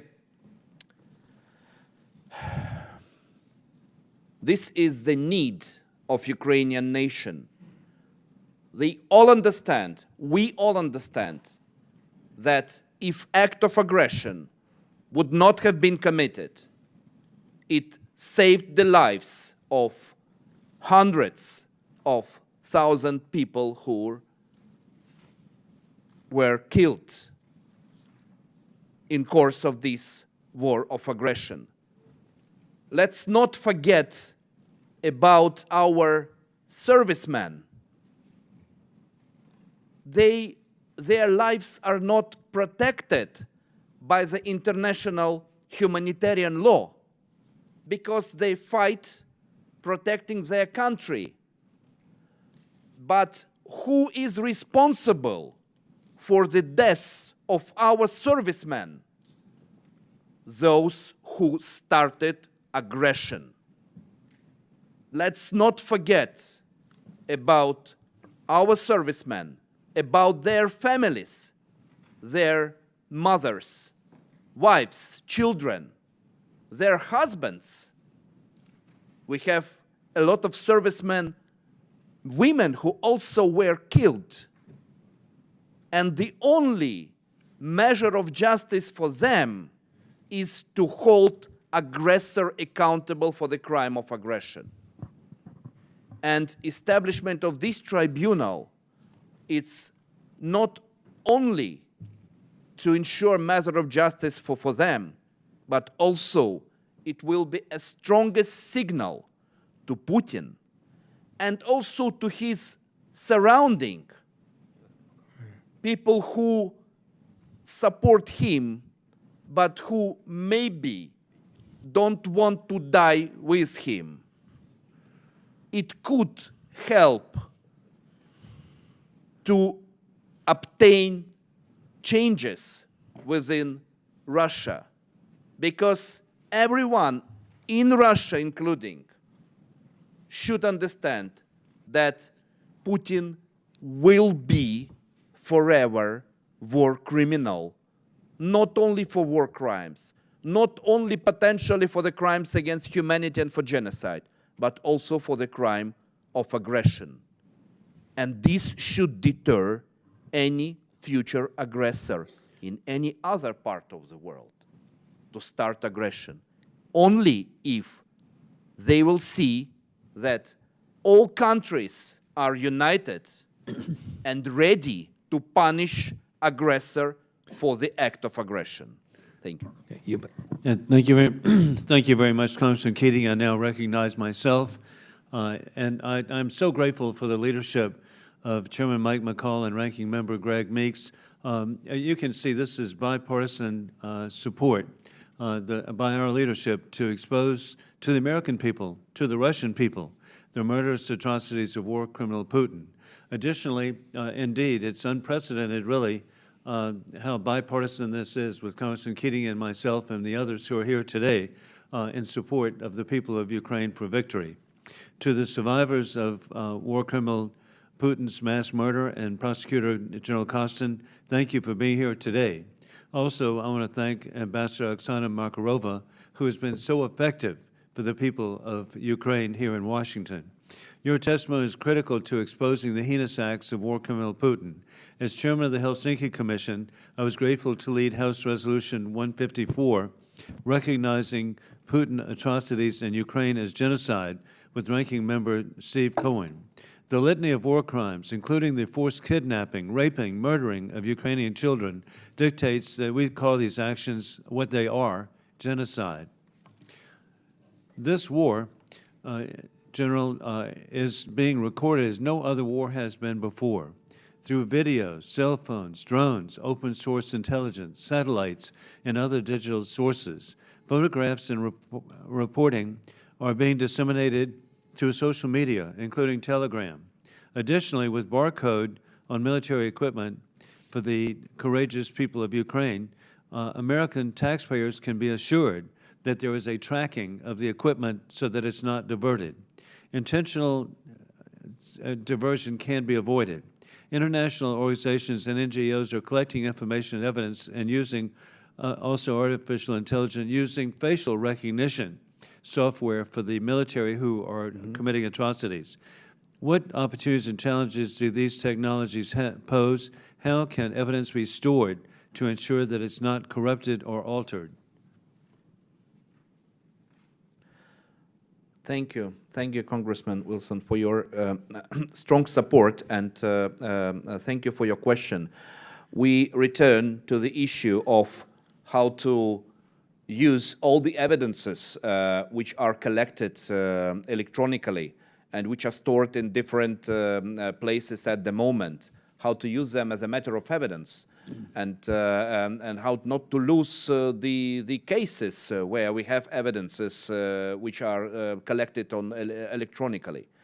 We have procedures that allow us to use the electronically collected evidences as a matter of evidence in criminal cases. Of course, it's usually should be supported by other evidences collected.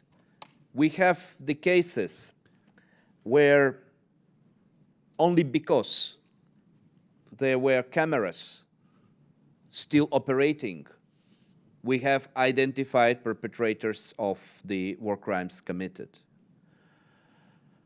When Chairman McCaul was in Bucha, we showed the video of the case where people were trying to evacuate on 25th of February. And because of the camera still operating, we identified all of the perpetrators, all of the servicemen of Russian army. It was not easy because you couldn't just use this camera, which is not with a very high quality. But when we tried to use other elements of open source intelligence information, when we looked through their internet. In general, I want to point out too, with the facial recognition, you can identify the soldiers, and then you'll be able to identify the chain of command. Yes. The chain of command, and the Russian military needs to know that they will be prosecuted. A final question for me. Putin's shameful disinformation claims that reports of crimes are faked. The mass murder and rape of Ukrainian women and children by Putin troops is well documented, as you've said. What more can be done for the international community to counter Putin's disgusting narrative? Do you think that the Russian public will ever believe that the crimes were really created and carried out by Russian forces? And on my many visits to Russia, I was so impressed by the people I met there. They're so talented, and I just had such high hopes of the people of Russia. Sadly, though, this week, I joined with the Washington Post supporting the Russian patriot Vladimir Kara-Murza for fighting for a free Russia. How can we communicate with the people of the world, but particularly maybe the people of Russia?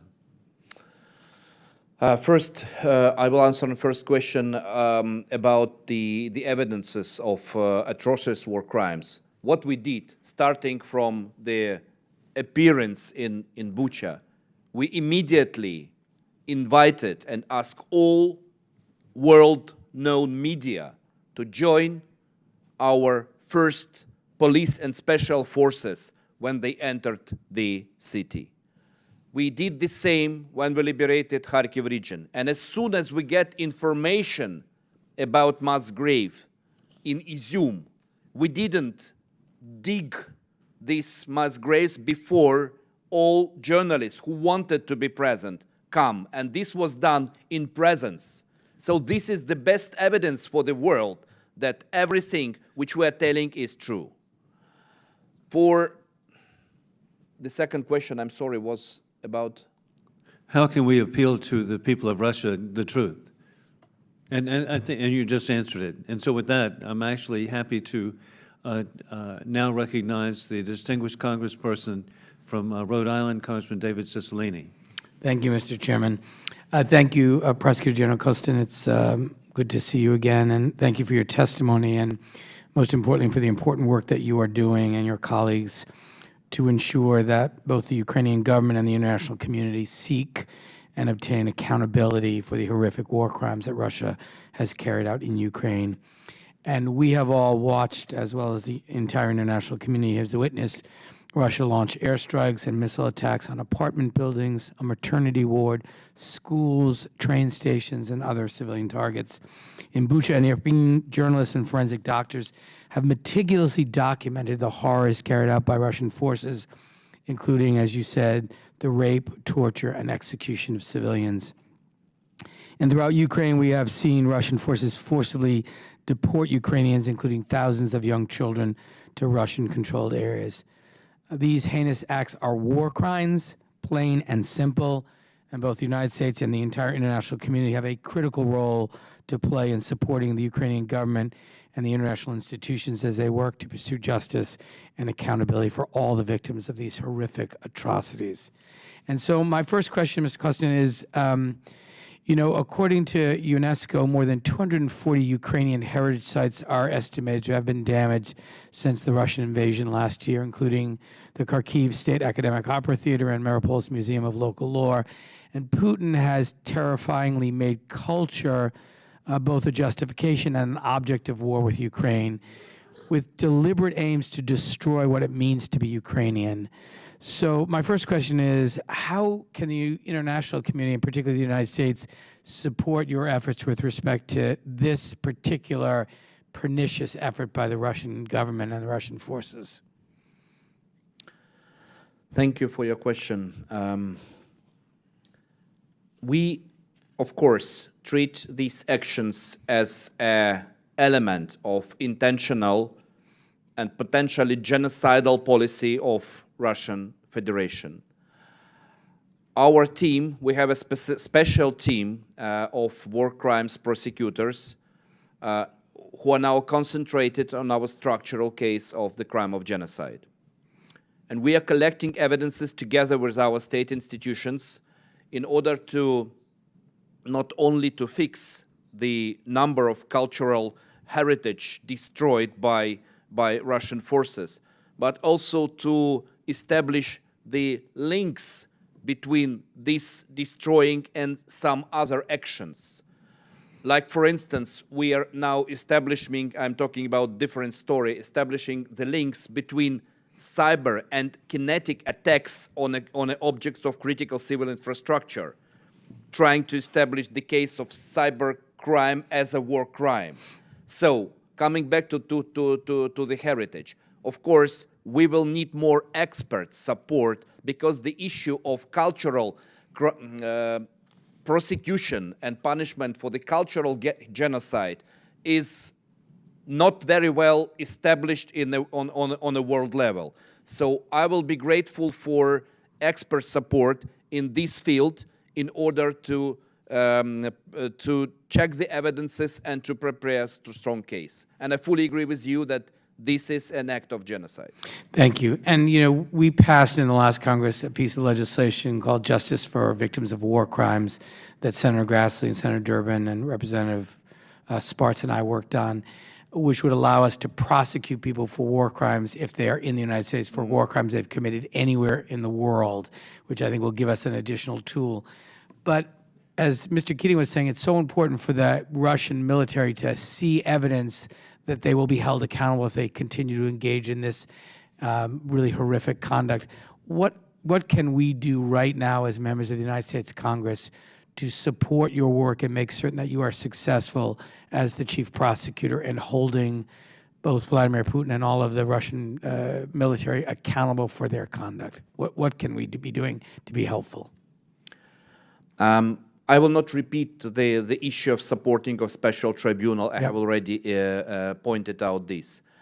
I would say that the extension or expanding of the cooperation with the International Criminal Court in cases related to the war crimes committed in Ukraine would be also helpful because we are, as I mentioned, in a very good cooperation with the ICC, and they could need some piece of evidence which could be collected here. And third, of course, we are asking for sharing with us more intelligence information. There are cases of war crimes known globally, worldwide, where we need some information which we can't receive by any other sources. So if we will have more support on sharing of intelligence information for the purpose of making Russia accountable, this, I believe, will be very helpful for the matter of justice. Thank you so much. I yield back, Mr. Chairman. Hey, thank you, Congressman Cicilline. We now proceed to Congressman Scott Perry of Pennsylvania. Thank you very much, Mr. Chairman, and thank you, Prosecutor General, for being here. It's going to be hard for any of us to hold the sovereign nation of Russia or its leader accountable.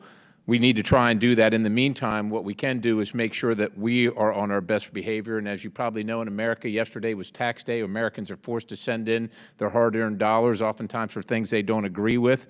It's in total about $30 billion in humanitarian aid that we have sent to Ukraine. And I just want to run through a series of dates and reports for you. In 2011, a report by The Atlantic said that citizens of Ukraine thought that bribes were customary and expected.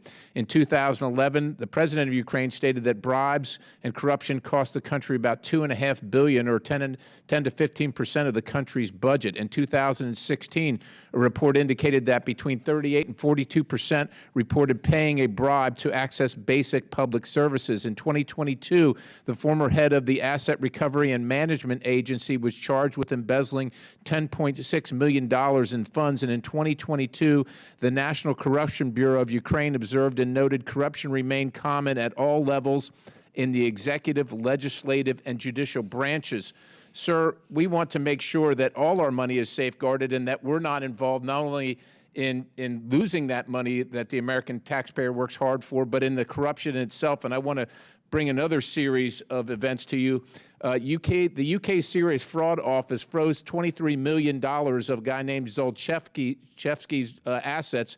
He was in charge of Burisma. On April 13th of 2014, there was Hunter Biden said the contract should start now, not after the upcoming visit of my guy, his guy being the Vice President of the United States.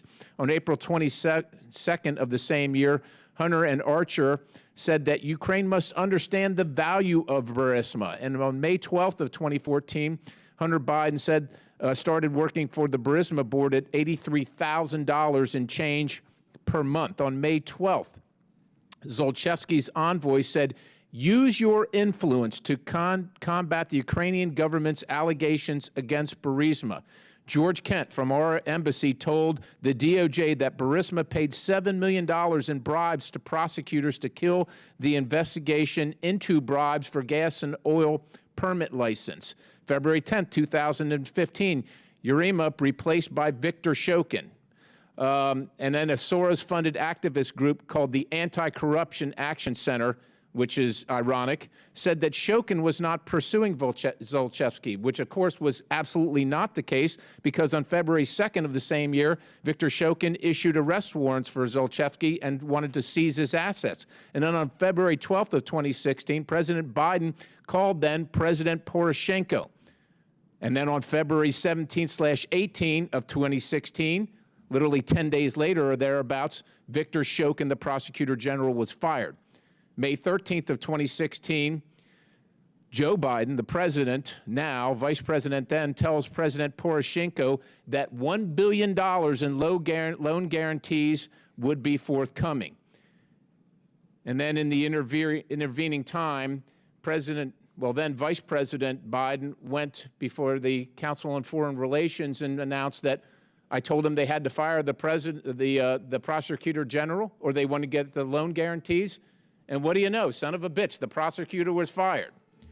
And then on 2020, in April of 2020, Viktor Shokin was formally recorded as the victim of an alleged crime by former Vice President Joe Biden.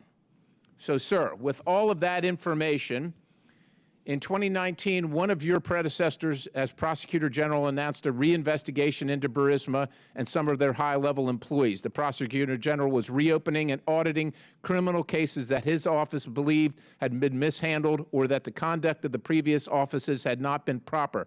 Since that time, it has been announced that those investigations have been put on hold because of the inability to locate the former CEO of Burisma.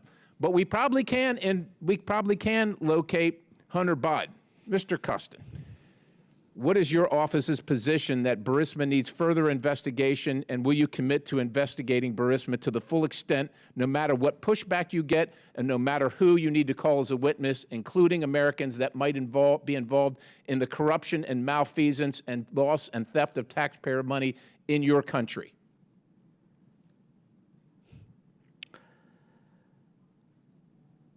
Congressman, you started with the dates and facts. I will add one date and fact. March 2023. By the decision of GRECO, anti-corruption wing of the Council of Europe, Ukraine is excluded from the blacklist of countries who are not fighting against corruption. For our work fighting corruption against members of the parliament, prosecutors and judges. We congratulate you for that. Thank you. This is the latest achievement in anti-corruption initiatives. I would like to mention that in course of coming last months, in addition to the chair of Special Anti-Corruption Prosecutor's Office, whom I appointed in late July last year, we have already new director of National Anti-Corruption Bureau of Ukraine, appointed after open selection procedure. And also, High Anti-Corruption Court has elected the president of the court. So all three bodies are equipped with the current leadership. With regard to case you have mentioned, it's not, unfortunately, the topic of our committee hearing. So I am not entitled at the moment to give you more information about this case, as our committee hearing are related to war crimes. And with regard to all financial aid we receive, I have mentioned our two latest achievements on the level on our work against fighting against corruption. Thank you. Thank you, Mr. Chairman. I yield. Thank you, Congressman Perry. We now proceed to Congresswoman Susan Wild of Pennsylvania. Thank you, Mr. Chairman, and thank you, Prosecutor General. I believe that you were just subjected to a diatribe from somebody who didn't actually hear the testimony earlier today, which is a shame. I wanted to ask you, sir, what more can the United States and other countries do to help facilitate the abducted children's return?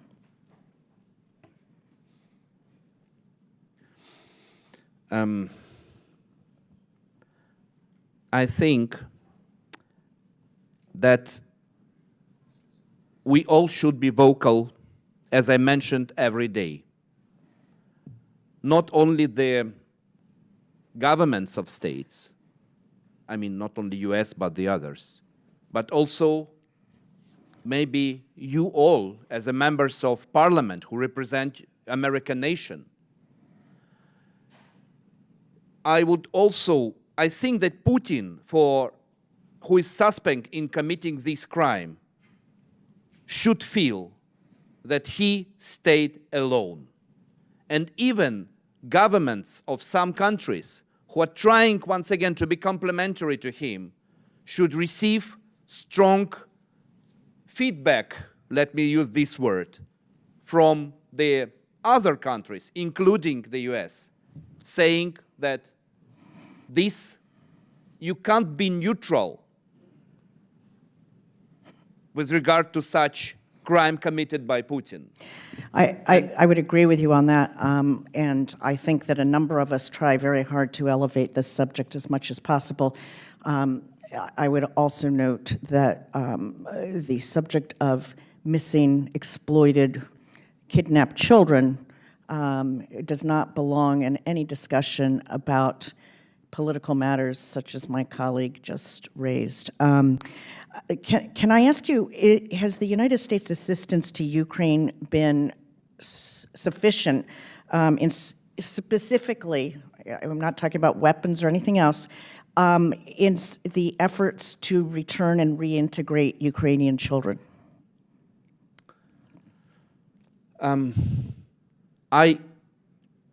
Let me be very honest. I don't think that we are in a situation that any assistance is sufficient until our children are returned home. Fair enough. And what I would like to ask you, because we are trying to find out, to invent maybe other ideas, what could be done. And I'm asking you also to try to help us with this, because we try everything. Maybe you will invent something more. Thank you. I know that the UN Human Rights Office has played a critical role in documenting children's human rights violations by Russian forces, and they've confirmed 487 cases of children killed, 954 injured, with the actual numbers almost certainly much higher. They've also documented some of the heinous crimes against children that we don't need to go into again right now, but has that been helpful to ensure the welfare of deported children or in helping them to return to Ukraine? Or would your answer be similar to your last one, which is helpful, but nothing's enough until we get them back? I think, once again, nothing enough. But in this situation, we need as broad support as it is possible. We understand some complexities dealing with UN institutions with regard to UN position, which could be not very strict in some cases with regard to the evidences of war crimes we have. But we commend the work of UN institutions because they help us to promote awareness. Yes, to promote awareness and maybe to change approach of those internationally who are still complementary with Putin and his team. Because let me just stop you there because I have one last question. I only have about 20 seconds left. Can you just address for us, without getting into anything that will endanger anybody, how you go about tracing and contacting Ukrainian children in Russia? We use different ways, and I can't disclose this information publicly. Fair enough. I wouldn't want you to do anything like that. Thank you so much. I really appreciate your testimony here today. Thank you, Congresswoman Weil. We now proceed to the Vice Chairwoman, Ann Wagner of Missouri. I thank my colleague, Congressman Wilson, for yielding me the time, and I thank Chairman McCaul and Ranking Member Meeks for prioritizing this urgent matter. And Prosecutor General Kostin, thank you for being here today. The testimony we heard prior to this hearing was devastating, and we are grateful for the work that you are doing to bring war criminals to justice. We cannot rest in our efforts to target all those in Russia who are complicit in the Kremlin's crimes, and it is my belief that culpability for the appalling atrocities that Russia has committed goes right to the very top. Putin and his cronies must pay for the indiscriminate and wanton violence they have unleashed on the Ukrainian people, including women and innocent children, the ill, infirmed, elderly, and the most vulnerable. I did, in fact, travel to the Ukraine-Poland border. It was just over, I guess, a year ago, right, with many members on this committee, including Ms. Wild, as millions of Ukrainian civilians fled Putin's full-scale invasion. We met so many brave children and women making a terrifying journey from everything they had ever known and loved to become refugees in a strange country. And I hope and pray that many of these refugees have been able to return home and begin to put back together their lives in some way, shape, or form. But I have been heartbroken to see the reports that thousands of Ukrainian children have been kidnapped and forcibly deported to Russia. I will tell you, as a mother and a grandmother, this is absolutely chilling. Furthermore, it is genocidal, and I believe that the United States should lead the way in calling out Putin's regime for this unthinkable crimes. You are quite correct, sir, when you say that the world is watching, and I believe that history will judge us. Prosecutor General Kostin, as you know, to constitute genocide, there must be a proven intent on the part of perpetrators to eliminate a national, ethnical, racial, or religious group. Can you provide clear examples of Russia's genocidal intent to destroy the Ukrainian people? Thank you. Thank you, Congressman Wagner, for your question. I don't want to read these quotes of Russians, but I will do it. Mm-hmm. Putin's former advisor Surkov, quote, "There is no Ukraine, there is Ukrainianism. That is to say, a peculiar disorder of mind surprisingly taken to extremes by a fascination with ethnography. Such bloody local history, a mess instead of a state. There is Borsh, Bandera, Bandura, and there is no nation." Surkov was not only one of the advisors of Putin, he was also involved in negotiations in trilateral contact group, so-called Minsk Agreement, Normandic format, which were held starting from 2014 until. Have you presented this evidence to Secretary Blinken, and have you asked him to make a genocide determination? And if so, how did he respond? Not yet at the moment. I encourage you to do that, and I encourage this committee to do the same. What are your office's most significant challenges in investigating Russian war crimes and their atrocities committed in Ukraine since the full-scale invasion? And what additional U.S. support would most enhance your office's ability to investigate the tens of thousands of allegations of war crimes that you have received and facilitate effective prosecutions?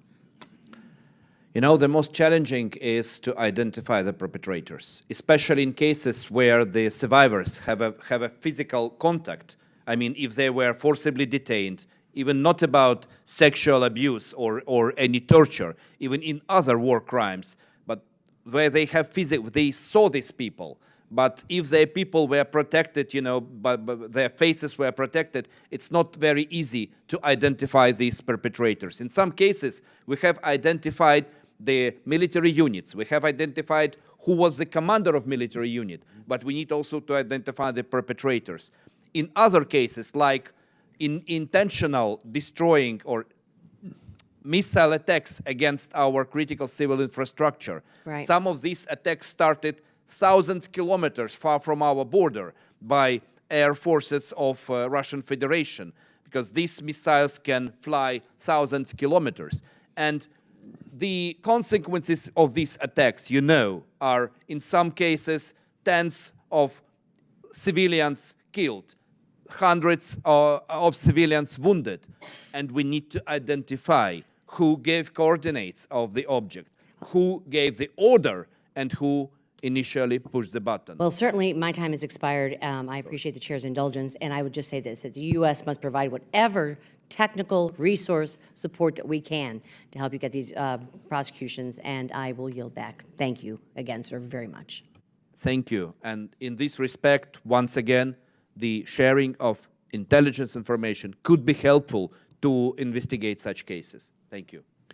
Thank you very much, Chair, Vice Chair Ann Wagner, for your passion. And we now proceed to Congresswoman Dina Titus of Nevada. Thank you, Mr. Chairman. Thank you, Mr. Prosecutor General, for your very compelling testimony and the people of Ukraine's resistance, resilience, heroism. It's impressed all the world, and certainly me and this body. We are hearing a lot, of course, the immediate news is what Russia is doing in Ukraine and the horrendous impact of its human suffering as a result of its war crimes. But, we really shouldn't be surprised, because if you look at the history of Russia, it certainly confirms that they're likely doing it in Ukraine. You look at Mali, you look at Chechnya, you look at Syria, you look at Central African Republic. They've been charged with war crimes in all of those places. So what they're doing now is more immediate and certainly perhaps more involving children, but it's not surprising. This is a long history that they have. I would ask you, what about some of the independent agencies or NGOs? How helpful are they, and what could they be doing? Radio Free Europe, Red Cross, Amnesty International, Doctors Without Borders, are they there on the ground and being helpful? First of all, thank you for mentioning Russia as a state who used to abuse and to international law and order. You mentioned actually some jurisdictions where Russia is actively acting against law and order globally, using their criminal groups like Wagner Group. Mm-hmm. And I think that this is a momentum where Europe, Ukraine, and United States, and all of our other allies should be united in order to put an end for such groups like Wagner Group, who are earning money illegally in some countries of Africa and use this money to kill our people in Ukraine, and use this money to support those members of Wagner Group who commit war crimes against our prisoners of war, against our civilians on occupied territories. So for this we need to be united. I think it's a momentum to do it. For the question you asked, we have a strongest support from the non-governmental and civil society organizations in Ukraine.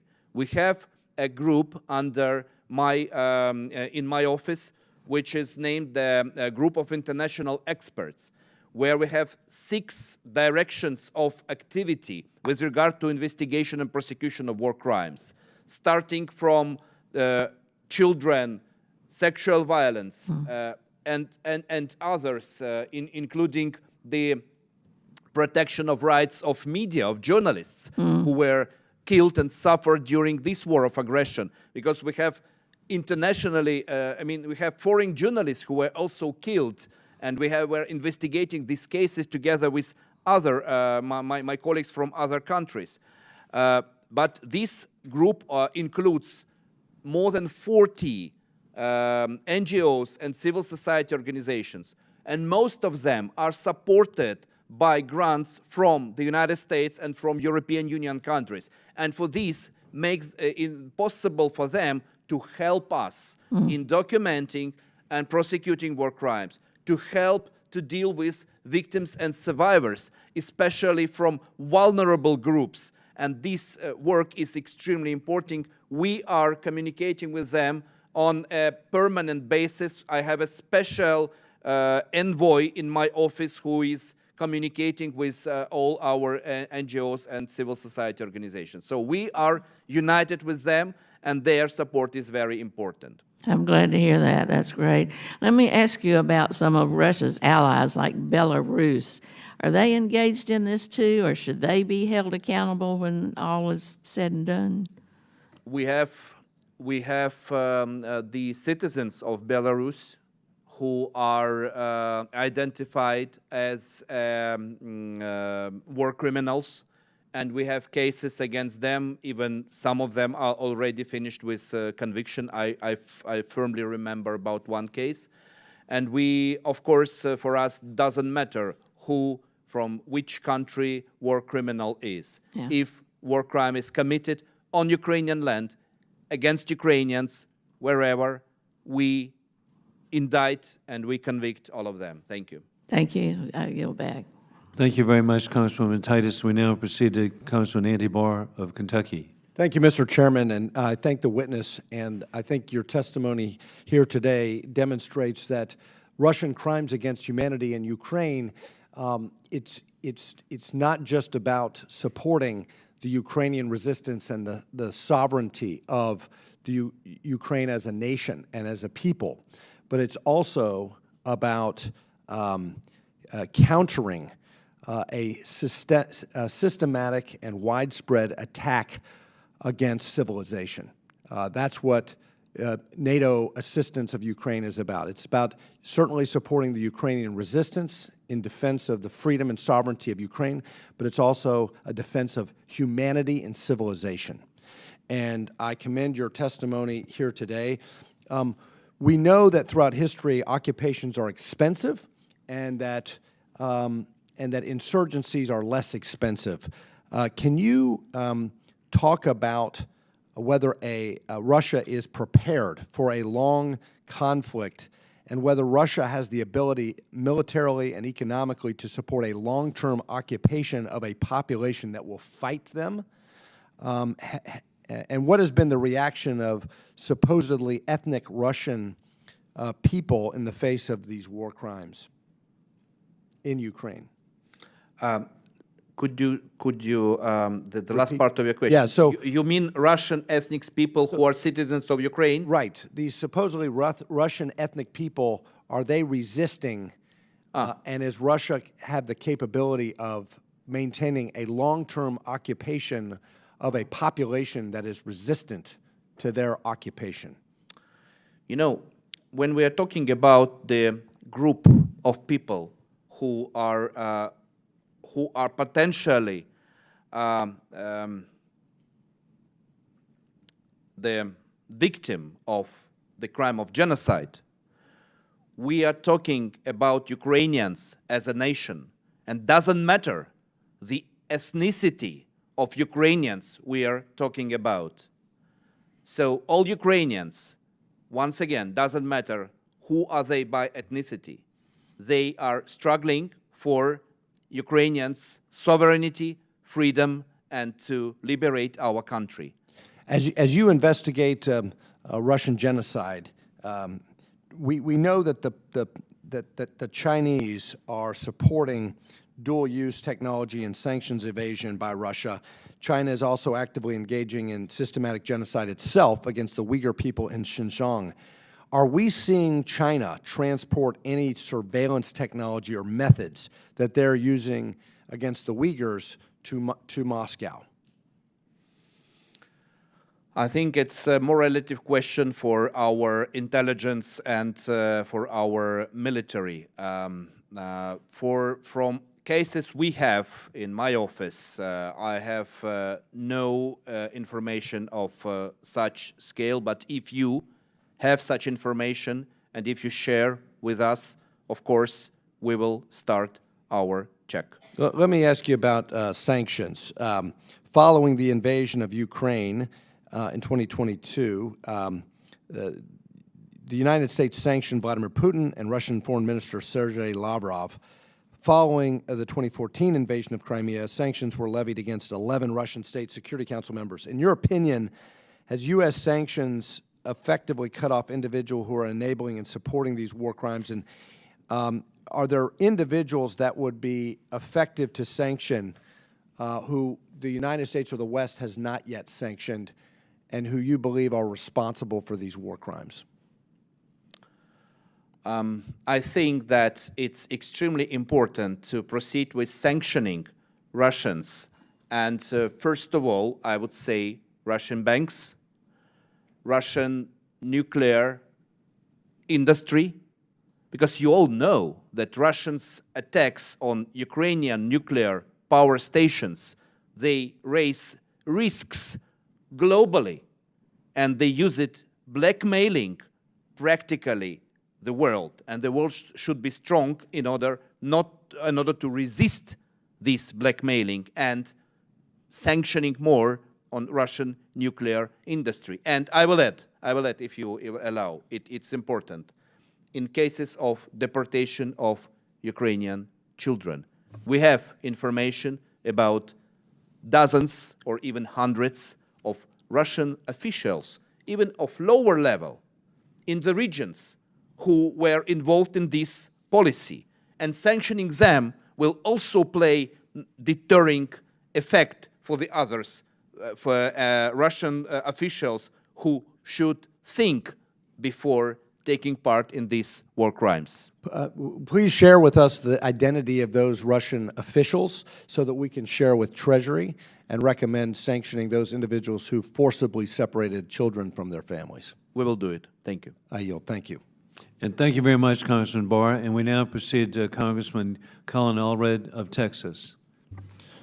Well, thank you, Mr. Chairman, and thank you, Prosecutor General, for being here today and for your incredibly powerful testimony. We held 3 hearings on this topic in the last Congress, including one where you were a witness, but I am glad that we're holding another one today to make sure that the American people can hear again, and as many times as it takes, what Russia and Vladimir Putin is doing to Ukraine and the Ukrainian people. It bears repeating that your office has opened 80,000 investigations into war crimes. The Russians have caused 22,000 civilian casualties. At least 465 children have been killed by them. At least 120,000 civilian buildings have been destroyed in Ukraine. And far worse, as you've detailed today, a planned and systematic use of rape and torture of Ukrainians, the use of sexual violence against Ukrainian women, torture chambers, filmed beheadings, electric shock, severe beatings, forcing Ukrainians to listen to and sing pro-Russian songs, and maybe worst of all, the abduction of nearly 20,000 that we know of Ukrainian children, taken from their families, indoctrinated to erase their Ukrainian identity. I have constituents in Dallas, Texas. I ask them to think of their families. I have a 4-year-old son and a 2-year-old son. There is nothing that I would not do to get them back. And I know you feel the same way, and we support you in that. This, put simply, as many of us have said today, is genocide. So when I hear voices in this Congress or other leaders in this country question our support to Ukraine, I wonder if they've forgotten who we are. We're the United States of America. If we can do something to try and prevent this, to push back against this, then we should. It's who we are. It says a lot about who we are. And I want to, in addition to congratulating the Ukrainian people on your incredible bravery, the way and the skill with which you've used the aid that we've given you, also say that President Biden has done an incredible job putting together an international coalition that has allowed us to get to this point to where I know you will win. And I look forward to celebrating your victory. I have a question that's maybe not directly in your area of expertise, but I wanted to ask it because I think it's important to be said here. What do you think the Russian people know about what is being done in their name in Ukraine?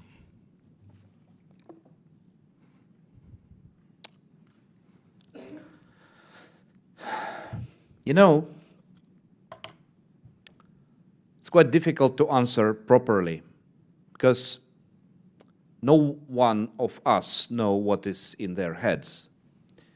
You know, first week of full-scale invasion, millions of Ukrainians tried to reach their contacts in Russia, relatives, friends, colleagues, trying to reach them directly and saying, look, stop, what are you doing? And very few, very, very few, maybe a tip, smallest tip of the iceberg, of big iceberg, of these contacts were successful. Many of us were shocked because, you know, it were people with whom we communicated for tens of years. And then immediately these people just like changed the other side. So it's quite difficult for me to answer your question, but I will give you my personal suggestion that even members of Russian authorities have not proper information about what's going on the battlefield. We knew this from the very first meetings at the end of February, when Russia asked for negotiations. And we said that, look, there are a lot of bodies of your servicemen. We are human beings. We are ready to return them back to you for their families to, and they said, you are lying. There couldn't be so many bodies as we mentioned to them. So this is very difficult to understand what is in their mind. But I think that maybe some of them are so deeply inside their propaganda, they're victims of their propaganda, that they even are afraid of hearing the truth. Yeah. But this time will come. The greatest tyrannies of the world, in the world history, fall down in one day.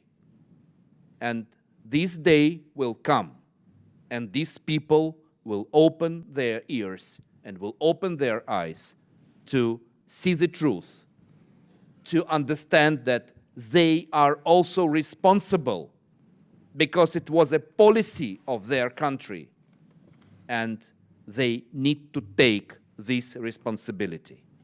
Thank you, sir. I yield back, Mr. Chairman. And thank you very much, Congressman Allred. We now proceed to Congressman Bill Huizenga of Michigan.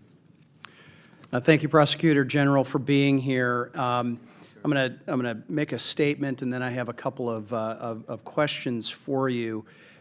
First and foremost, I believe that this is an illegal and very dangerous act that Russia has undertaken here in the past year, and it must be condemned, and I do condemn it. I do want to explore, though, and this is not a differentiation, but I want you to understand that despite some of what my colleagues are saying, not everybody is convinced of the progress that has been made in Ukraine. In fact, this is not a concern that is limited to the United States. You know this. Germany had held back, whether it would be in military or in other areas. People in Switzerland, people in France, people throughout Europe have had to explain to their voters and to their taxpayers where their money is going. That's not anything different than what we have to do here in the United States. In fact, I think it's incumbent upon us to be transparent and open and honest with our own taxpayers where billions of dollars of their hard-earned money is going. And I happen to believe that this is the right direction to go. But that doesn't mean we shouldn't stop explaining and should not stop being transparent about that. Last week, I happened to be in Switzerland and in Geneva. I met with the International Red Cross, the ICRC. I met with folks from the Human Rights Commission as well as for the Commission on Refugees, exploring what was going on, what has been the European response, what has been the U.S. response. Certainly, the relationship that the Poles have shown, Ukraine has been almost second to none, it seems, right, as they've been accepting refugees. I'm pleased to hear, and I think many of us are pleased to hear, about the progress that has been made on these accusations of corruption within Ukraine. Frankly, I think Ukraine deserves, Ukraine deserves that explanation to the world. And that is why you went through the efforts that you did in Brussels and in Europe, explaining what has gone on. So please don't understand or misconstrue this, or please don't accept some of the rhetoric that is out there that somehow if you question this and want documentation that somehow that's anti-American or anti-Ukrainian. That certainly isn't the case. Along the lines with the ICRC, that was a fascinating meeting to have and to hear the heartbreaking testimony that we heard earlier today about these children, especially that have been taken from Ukraine. And I heard one of my colleagues throw out a 20,000 children number, but do you have a more accurate count of how many children have been taken from Ukraine?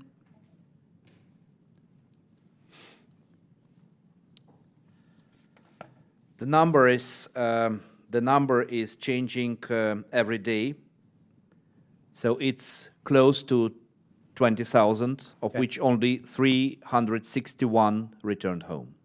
Okay. And I fully understand why you don't want to go into the mechanisms and the methods of how you are reaching out. I'm wondering, though, are there international organizations like ICRC, which is responsible for connecting official POWs, prisoners of war, but are they involved, or are any other international NGOs involved with helping to try to make those connections? You know, they should be involved because it's their primary obligation. And we, as a governmental agencies, are in full contact with the ICRC. The only problem is the result. So we are in close contact with everyone. And the ICRC, as one of the organizations which is entitled to help in all humanitarian layers, all humanitarian dimensions for the people who suffered from war. Are there any others, Human Rights Commission or other yes, NGOs? Of course, all others, human rights commissions from the United Nations. What can we do to help bolster that request? I think that these organizations have a unique opportunity to talk and to meet Russian authorities, and they could raise their voice to Russian authorities as a matter of returning our children back.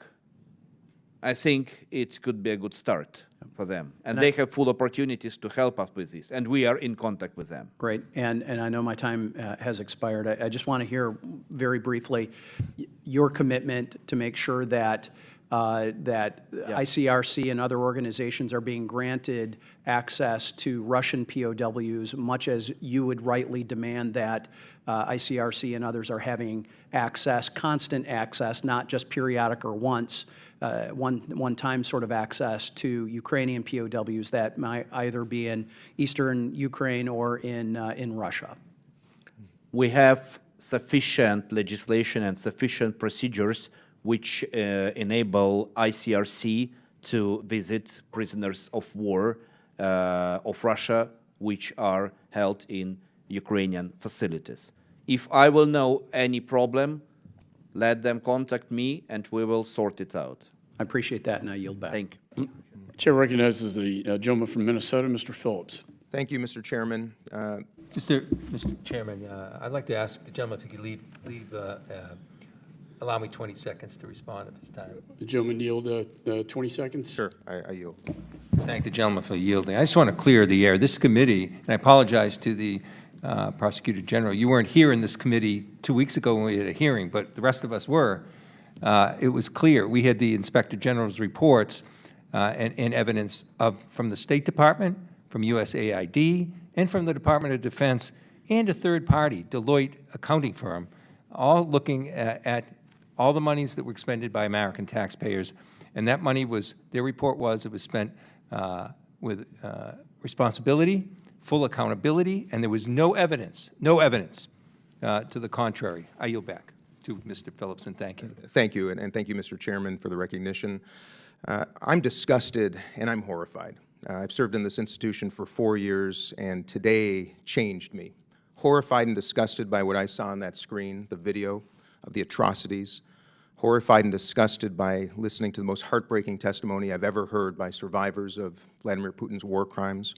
And frankly, horrified and disgusted that a colleague of ours on this esteemed committee would inject Hunter Biden in today's discussion. It's sickening, it's disrespectful. This is not about Hunter Biden, this is about Vladimir Putin, it's about genocide, it's about depravity, and it's about war crimes. That's why we're here. And to the survivors that we heard from today and to the people of Ukraine, I want to assure you that on a very bipartisan basis, I assure you, that these barbaric acts have no place in the civilized world, and the United States will be your steadfast partner in bringing Russians, the war criminals in Russia, to justice. That's why we're here today, and I ask and invite and encourage my colleagues to focus on that. Mr. Kostin, thank you for being with us. I would like to ask a question about the Wagner Group. As the ranking member of the Middle East, North Africa, and Central Asia Subcommittee here in Congress, I've seen Wagner mercenaries commit horrific abuses and war crimes throughout the Middle East for years. They're doing it again, I believe, in Ukraine. They're essentially agents of the Russian state, I think we'll all agree. So my question is, are their war crimes also an extension of the Russian government? Once again, I'm sorry, are there war crimes? Are there war crimes, Wagner war crimes, yes, extension of the Russian government policy? Yeah, in your I estimation? understand. Thank you. Thank you for your words of support, and thank you for your questions. This is actually the matter of some of our investigations, because you know that they are very careful in, hiding the financial roots and their relations between their groups in Africa, in some other countries. We know about Caribbean now at the moment, and their actions in Russia and in Syria and now in Ukraine. So for that, I asked for the very comprehensive and unified joint efforts in order, because we need to not only to fight against them, to put an end to their actions, but also to find evidences, enough evidences that they are the part of Russian governmental machine as one of its proxies.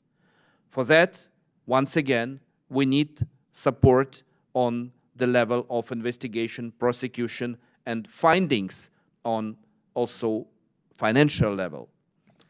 Have you found coordination between the Russian military and Wagner? Yes, for on the battlefield, of course, their military part, they are just the part of Russian regular army.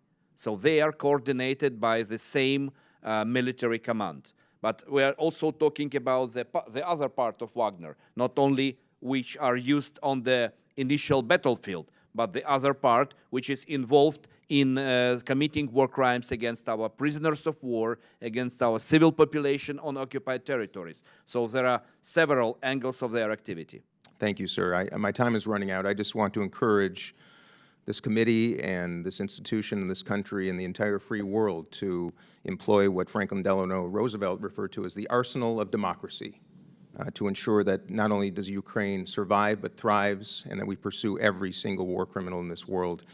We will not rest until we do so. Thank you. I yield back. Gentleman yield. Thank you so much. Chair recognizes Ms. Young Kim. Thank you, Chairman, for holding this hearing and for arranging this opportunity to hear from survivors of Russian war crimes. Hearing those testimonies from our witnesses was really heartbreaking, and my heart breaks for the victims, and I join my colleagues in demanding accountability. Mr. Kostin, thank you so much for joining us today and answering these questions, but I want to ask you first, of the approximately 80,000 investigations that have been opened, how many of those are that your office have been able to prosecute to the final verdict as of today, since the start of the full-scale invasion? For the more than 80 or about 80,000 incidents of war crimes which we registered at the moment, we have identified 310 potential perpetrators and we informed them about suspicion. We have finished cases against 152 potential war criminals. So their indictments were sent to courts. And up to date, we have 31 Russian war criminals convicted by Ukrainian courts in course of this war. That is, you have a lot of work there. I mean, there are crimes being committed against humanity.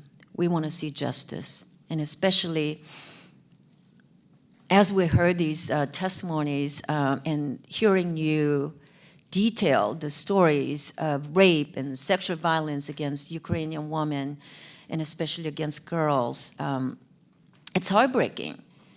And so how many of those cases involve sexual violence against women, and how many of those cases have your office been able to prosecute, and are these numbers reflective of the true number of victims of sexual violence at the hands of the Russians?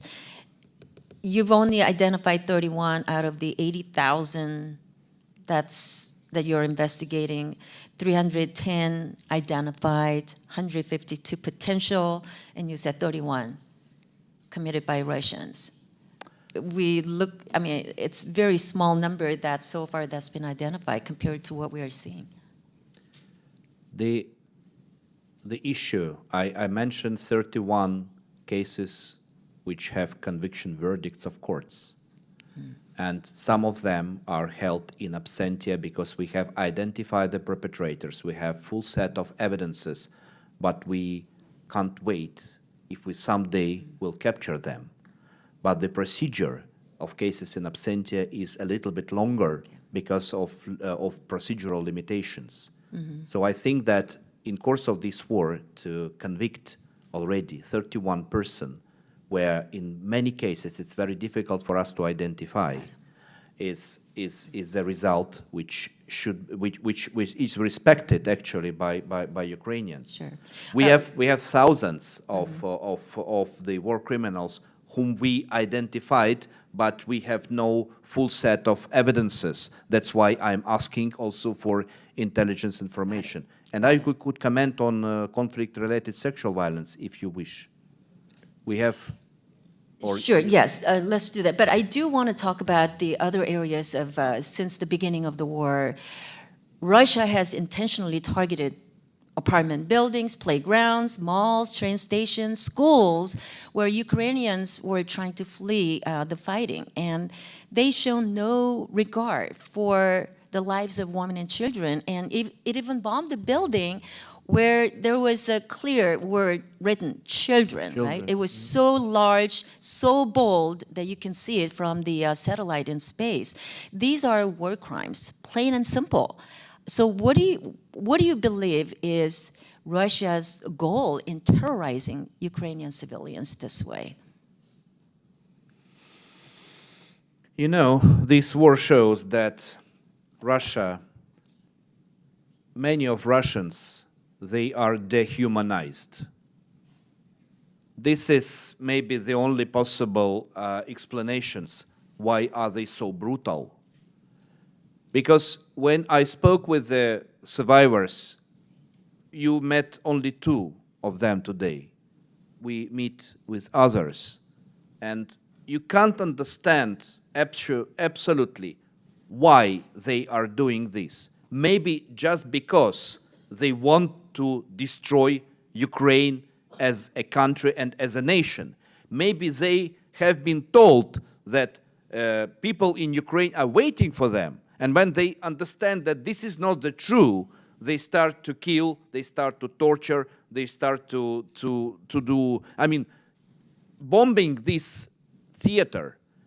And this was a bomb you mentioned even from satellite, but this was bombing on a very low height, so that the pilot of this aircraft could see by his eyes that it's children, дети, and in Russian and in Ukrainian. So I heard, I suppose it was even written in Russian, дети, yes, by Russian letters. Yeah, so for me it's very difficult to understand why are they behaving like this. The only possible explanation is that they just want to erase Ukraine and Ukrainians from the land, because they're the same patterns, the same conduct, which we all saw in first months of war in Kyiv region, in Bucha, Irpin, and others. And this was world known. And when we saw the same after liberation in Kharkiv region in September, and we saw the same cases, May, June, July, August, September, and then Kherson, November, and then our brave and courageous survivor today, this crime was committed against her January this year, because she was still on the occupied territory of Kherson region at that time. So 1 year, same conduct. Even if they know that these war crimes were committed by their servicemen, by their people before, they proceed to do it, even knowing that all the world is condemning such brutal behavior. So maybe because they really want to kill all of us. It's just heartbreaking to hear this. Thank you so much. Thanks for Thank being here. I know we went way over our time. I yield back. But it was well worth it. Chair now recognizes Ms. Sarah Jacobs. Thank you, Mr. Chairman. And Mr. Prosecutor General, thank you for being here and testifying, and thank you to you and your team for all your hard work. I know it's not easy to hear these stories day in and day out and to see all of this evidence, so we really do want to say thank you for everything that you and your team are doing, and please take that back to them. As all my colleagues have said, the war crimes we've heard about today and that we've read about in the news are horrifying and gut-wrenching. And, you know, we know there have already been over 22,000 civilian casualties and about 17.6 Ukrainians who are in need of humanitarian assistance. And we know that the war is still going on. And as everyone here has said today, accountability and justice is so incredibly important. That's why I'm supportive of the ICC investigation into the war crimes that are happening. And actually, last Congress, I introduced and was able to get legislation passed that allows the U.S. to provide support to that ICC investigation. But we know that support hasn't happened yet. And I was wondering if you could talk to the importance of the ICC investigation and why international support, and especially U.S. support, is so important. Thank you for this question. You know, once again, when I met first time with Karim Khan, it was just few weeks upon my appointment. It was in August or beginning of September. And when we talk about our cooperation, I understand that he is very committed. I understand that his team is very strong. And when we started to also to prioritize the cases, and when we choose this case of deportation of children as a matter of priority, but there are many others, we understand that we will have the result we have at the moment. First in history, the incumbent president of permanent member of Security Council is named as alleged war criminal. I understand how is important this support, because the level of attention, the level of awareness to war crimes which are prosecuted by the prosecutor of the International Criminal Court is much higher than for some cases which are prosecuted by us on the national level. I already mentioned the complementarity role of the ICC, but we discussed this with Karim, and I'm ready even to transfer the cases to the ICC, which we can finalize internally, because there are cases about war crimes which are world known, and the survivors of these cases are, from my point of view, should receive their matter of justice even on international level. And we will fully cooperate with the team of Karim Khan. We even declared or, publicly announced that we create task forces for specific war crimes which could be later transferred to the ICC. So in this respect, full support to all endeavors of the ICC. Please know that if you support the ICC, you're supporting us. Thank you, and I hope that those who are standing in the way of that assistance getting transferred hear what you have to say today. Really quickly, given the numerous organizations and actors currently documenting atrocities, how is your office preserving the chain of evidence and ensuring the documentation is viable? What more can the U.S. do to help you with that process and also to help make sure that the survivors and potential witnesses are getting everything they need to be able to provide the kind of testimony you need? First of all, once again, we need IT solutions in order to not to lose any piece of electronic evidence, digital evidence we have. This is now one of the most strategic issues I'm dealing with. With regard to witnesses, victims, and survivors, of course, we have changed approach to prosecution, for instance, of conflict-related sexual violence crimes. I have changed the strategy of investigation of these crimes. All our work now is survivor-centered. We use the principles of the Murad Code, and we train internationally, also train our investigators and prosecutors how to communicate with the survivors of sexual violence. This is one of the matter of my priorities, and I just go ahead.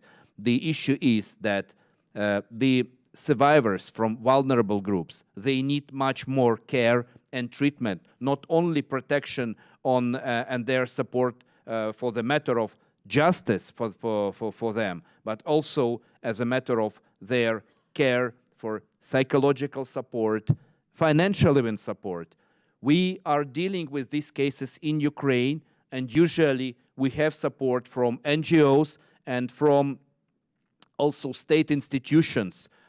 Some of these projects are supported by the First Lady, who is personally dealing with shelters for the victims and survivors of the sexual violence crimes. So we have a system, but even if in some case we will need and we will think that it will be important for these victims and survivors to feel even safer than they are, maybe transferring them to the other countries would be a proper help for them. Got you. Well, thank you again for all of your work. And Mr. Chairman, I yield back. General yields back. Chair recognizes Ms. Kathy Manning. Thank you, Mr. Chairman. I want to thank the brave victims for sharing their heartbreaking stories, and I want to thank you, Prosecutor General Kostin, for the extraordinary work that you're doing. Yesterday, people around the world observed Yom HaShoah, Holocaust Memorial Day, a day to remember and honor the victims of the most well-organized, efficient, and effective genocide in history, and to repeat the vow, never again. And yet, we sit here today and hear about horrific atrocities that are being inflicted on innocent people, on children, by another tyrant, and ordinary men who have become monsters under his direction. We cannot sit idly by. We must reiterate the vow, never again, and we must make sure the world knows about these ungodly atrocities, and we must hold the perpetrators accountable. Mr. Kostin, thank you for the difficult work you are doing to try to hold these people accountable. We know that the ICC has indicted Vladimir Putin, as well as Maria Lvova-Belova, Russia's Commissioner for Children's Rights, for overseeing the horrific abduction and forced adoption of hundreds of thousands of Ukrainian children. It is unthinkable. As a mother, I can barely stand to hear what has been going on. So, which other leading Russian military officials or others do you think should be included on this list? Thank you. for your words of support, and thank you for your question. We are investigating cases against many Russian officials of all of the levels, and of course, we are not only investigating and prosecuting cases related to deportation of children together in coordination with the ICC. There are a lot of other cases.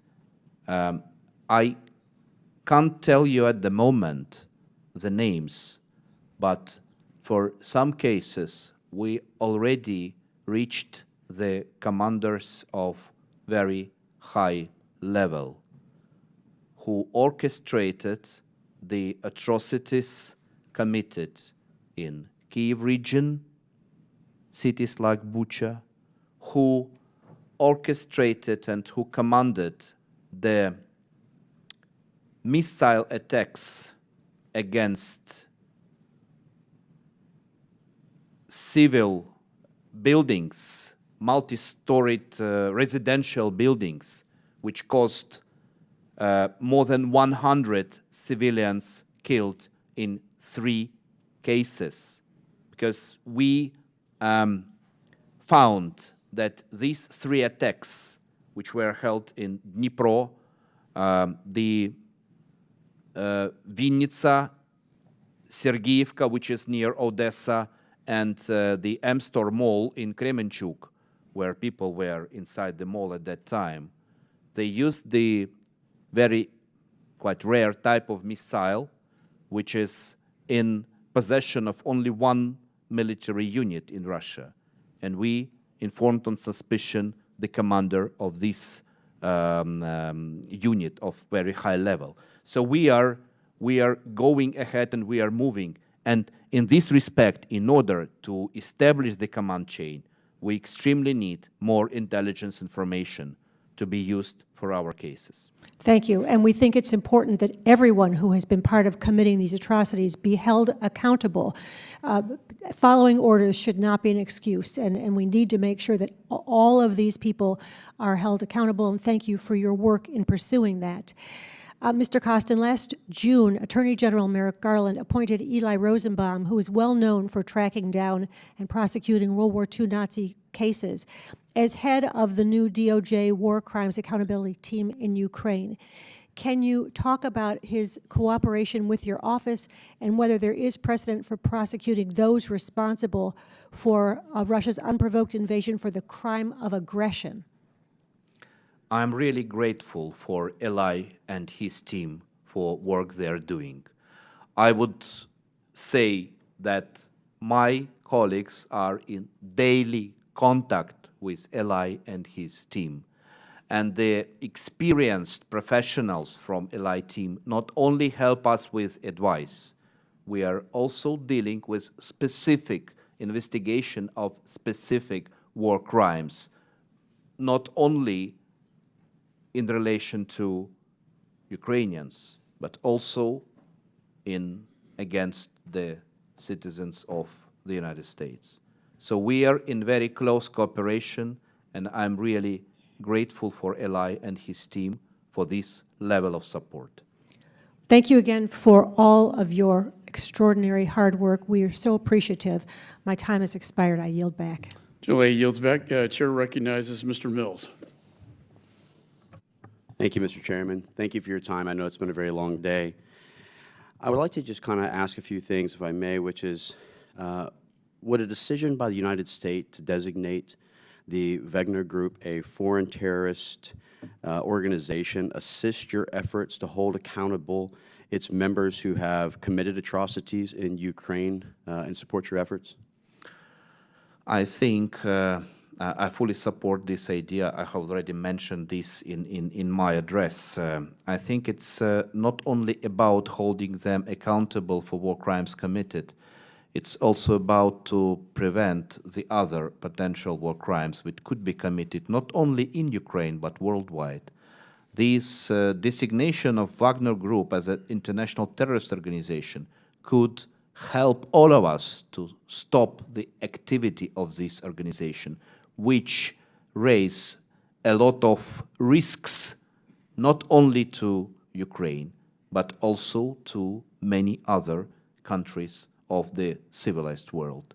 You know that they are not only in Africa, they are not only in Asia, they are now in Caribbean, and I know that I believe that response should be unified. For us, it will be extremely helpful because they will, the consequences will mean that they will have more difficulties in financing their operations in Ukraine, and it will save lives of our people. That's exactly right. And as you mentioned, they're not just in Ukraine, and they have started to get a foothold in Caribbean, and especially there in Haiti, which is very close to the American borders that we need to be considering. And I do look at them very much in the same way that I look at the IRGC or the Quds Force, who is being utilized as proxy militias across the nation to not only look at trying to build up foreign internal strategies to fight against Americans or to fight against those of that nation, but really to be a mercenary group who is there to do nothing but terrorize and murder. So I appreciate your answer very much, and I hope that we can support in that effort. During the past year, more than 33 verdicts were issued for high-level corruption, in addition to hundreds of investigations and dozens of indictments. What kind of progress has Ukraine made in implementing the rule of law reforms set forth by the EU last June as preconditions for negotiations, and has your fight against corruption advanced the rule of law in furthering these conditions? Thank you for your question.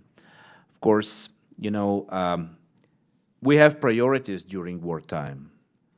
And the priorities of my office, of course, are investigation and prosecution of war crimes, fighting against collaborators and traitors, and fight against corruption. In my inaugural speech before the parliament last June, I pointed out that Ukraine has two enemies: external, Russia and its proxies and its collaborators, and internal corruption. And we need to win both fights. Immediate upon my appointment as a Prosecutor General, I appointed the chair of Specialized Anti-Corruption Prosecutor's Office. What we have during last months, we have appointed new director of National Anti-Corruption Bureau of Ukraine after successful open selection process. The High Anti-Corruption Court has elected their president. They were trying to do it within last year. They are independent, they needed to elect, so we have all three bodies equipped with their chairs. In March this year, Greco, as an organization of the Council of Europe, has excluded Ukraine from the blacklist of countries which are not fighting against corruption for our joint efforts combating corruption in high-level officials, including members of the parliament, judges, and prosecutors. Well, I really appreciate that you're paying such close attention when it comes to the prosecution and the continuing investigations into the corruption that is going on in Ukraine. I want to follow up with this, noting that one of your predecessors, the Prosecutor General, was removed when he was investigating a company that is well known called Burisma. Will you be looking into opening that investigation again and ensuring that any type of corruption that Burisma was involved in, that it would be adequately processed, reviewed, and if need be prosecuted with reports back to the United States if there was any of our personnel who were involved? I have already answered this question during this hearing. This is not a topic of our discussion, and I have already answered your question about our fight against corruption, and I can give you more examples. But our hearings are related to war crimes, and I will concentrate my answers on this topic, if you allow. With that, I yield back. Chair recognizes Mr. Stanton. Thank you very much, Chairman. Mr. Prosecutor General, thank you for being here today. For more than a year, the world has borne witness to the atrocities committed by Russian forces to carry out Vladimir Putin's unjust and inhumane war. Many of these atrocities take place far from the battlefield. Russian forces at the direction of the Kremlin have targeted civilian shelters, even hospitals, and refugees seeking safe harbor. They've kidnapped thousands of children, separating them from their families, caretakers, and country, all to try to erase their Ukrainian identity. They have raped, tortured, and massacred thousands of innocent Ukrainians. These kinds of acts defy humanity, they're barbaric, and they're carried out by cowards who are losing this war to a proud and patriotic people.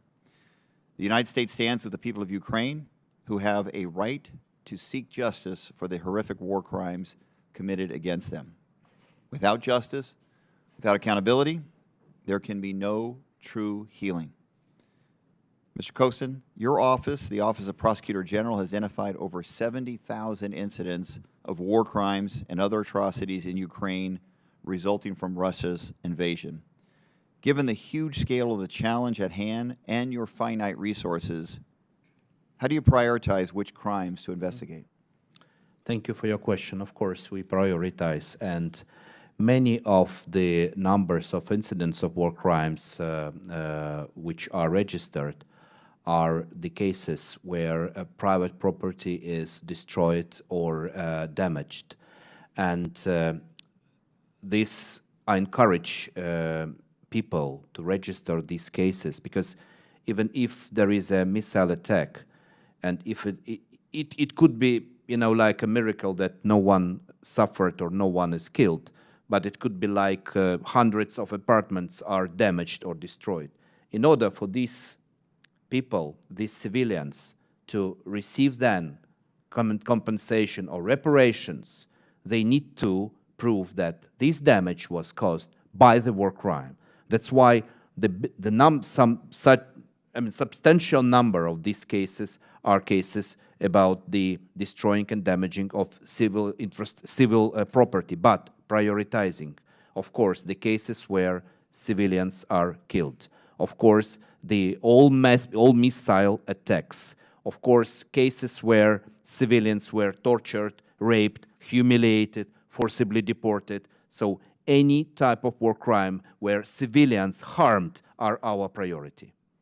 What resources or expertise can the United States and other partners provide to support the investigation and prosecution of war crimes committed in Ukraine? First of all, we need political support. That's why I'm here, and support to establish special tribunal for the crime of aggression as a leadership crime. Support to all of our endeavors on international level. It's not only about actually the ICC. It's also about more than 20 countries who opened their national investigation with regard to war crimes committed by Russia, including the Department of Justice of the United States. And we're dealing with our colleagues here with regard to specific war crimes. They are helping us to investigate. And, of course, the equipment we have already in place. We have, last year, we have not only created war crimes department in my central office, we have opened war crimes departments in 9 offices, which are regional offices, which are close to the crime scenes. With the help of our partners, equip them with all necessary equipment. What we need, a part of IT solutions I mentioned, we need forensic equipment, we need DNA laboratories, much more than we have now. We need modern forensic equipment which will simplify and speed up the process of investigation. And as a matter of building new prosecutors' offices and new prosecutorial services, which would be victims and survivors oriented and centered, we need rebuilding of more than 100 regional offices of my service on the territories which were under occupation. This will be also a strong signal to Ukrainians that prosecutors are close to them and they're ready to help. All right, thank you for that thorough answer. My time is up, so I will yield back. Thank you. The gentleman yields. Mr. Lawler is recognized. Thank you, Mr. Chairman. Mr. Prosecutor General, thank you for being here with us. First and foremost, the Kremlin's war on the Ukrainian people is a genocide. Let's call it what it is. Russia has launched attacks against Ukrainian civilian populations, targeting homes, schools, hospitals, and other residential gathering areas. Russian troops have committed mass murder, such as the massacre in Bucha, and they have admitted to raping Ukrainian women to prevent them from having any more children. Under Putin's orders, Russia has committed a targeted ethnic cleansing of the Ukrainian people, unfortunately qualifying this abuse as genocide under Article 2 of the UN's Genocide Convention. How has the Ukrainian government responded to this genocide, and what can the U.S. and international community do to make this designation official? Thank you. Thank you for your question. We have opened a structural investigation on the crime of genocide in my office. We, of course, understand that on international level, the International Criminal Court has jurisdiction over Russian Federation and its perpetrators with regard to the crime of genocide. The other international venue could be the International Court of Justice. We all understand and we very carefully examine all previous experience of cases of genocide and making perpetrators liable or accountable for the crime of genocide on international level. Previous cases of the ICC and former international tribunals. We have a great team of experts at the moment who help us to build the case of genocide. My personal understanding as Prosecutor General, we have no right to lose such case. That's why we need to be 150% prepared for such case.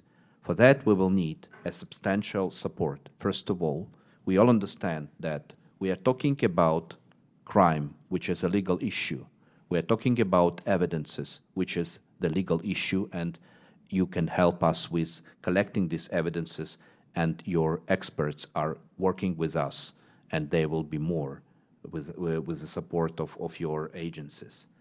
What we will need is political support, because for many lawyers, it's important to feel that they are not alone, that they are backed by politicians, not only by their words, but their words backed with the arguments, some of them you have already mentioned. So political support on the level of parliaments is extremely important. Political support dealing with international organizations like UN commissions, like others, in order to send a signal that the crimes committed by Russians, by Russian officials against Ukrainians have the element of genocide. I absolutely agree with you. This is a genocide. Even the case of forced deportation of Ukrainian children and their adoption in Russia is the genocide in its nature. But we need to be more prepared, and the political support is extremely important in this case. I appreciate your answer. The Independent International Commission of Inquiry established by the UN to examine the conduct of Russia's war in Ukraine found that Russian troops committed atrocities against Ukrainian children, including rape, torture, and unlawful confinement and abductions. This is obviously disturbing and atrocious in nature, and it's unacceptable. Almost equally disturbing is Russia's forced deportation of tens of thousands of Ukrainian children into Russia. Obviously, we've talked about that throughout this hearing. What is it that you would like the international community to do to assist you in your efforts on that? I would support the procedure of the work of UN commissions, including the Commission for Inquiry, and if they will also concentrate on the cases of genocide, because they have such experience which could be useful and important for our investigations. And Okay, thank you. Unfortunately, my time has expired. I yield back. Gentleman yields back. Ms. Madeline Dean is recognized. Thank you, Mr. Chairman. Thank you, Chairman McCaul, Ranking Member Meeks, for holding this hearing. And thank you, Prosecutor General Kostin, for your testimony, for the powerful testimony of the victims whose voices were lifted here earlier this morning.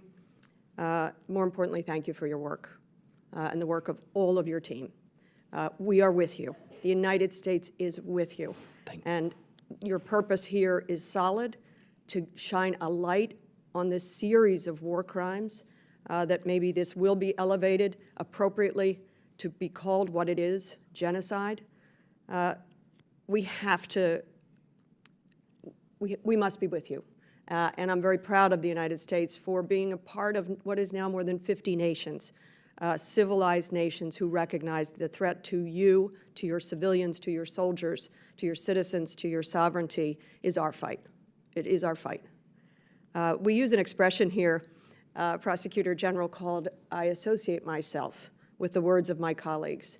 So I associate myself particularly with the powerful opening words of both the ranking member and the chair. I do not associate myself with some of the lines of question that had nothing whatsoever to do with war crimes that you are telling us about, that you are illuminating, unspeakable, soul-crushing crimes. I do not associate myself with those who come in for a political stunt, clearly didn't hear the testimony, and leave the room. Having said that, I don't want to force you to repeat things, but maybe I know I was running to a vote and I heard that you were talking about survivor-centered approach. Could you tell us a little bit more? I'm particularly thinking about the children, the 361 who have been brought home. How do we help them? How is Ukraine the world beginning to help them? And of course, we have to get the others home, as well as the women and girls who have been tortured, who have been raped, and the families who have suffered that and even more. What is a survivor-centered approach? Thank you for your question, and thank you for your words of support. The survivor-centered approach means that all our investigators and prosecutors should change their approach from the inherited Soviet-style repressive system, where the main aim of the law enforcement agencies is to find the criminal, to capture, and to send him or her to jail. Whereas the interests of the victims and survivors were, in many cases, somewhere aside. And starting from sometimes, people just start to forget about them. But we understand that the victims of this war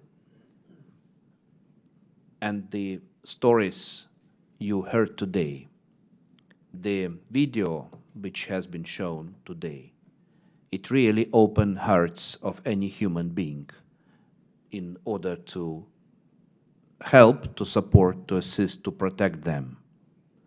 And this is a unique moment, not only for the survivors of war crimes, but at large to all Ukrainians, that in peacetime after the war, and maybe even in course of war, the victims and survivors of all crimes should feel that if their rights are breached, that their interests will be in center of attention of the government, namely law enforcement agencies and prosecutors. That's why during my last visit in January, I have a meeting, one of the meetings with the team of Merrick Garland in Department of Justice, and they introduced me their approach to victims and survivors. And I immediately took this, brought this back home, and we now have already a concept note on coordinating our communication with victims and survivors.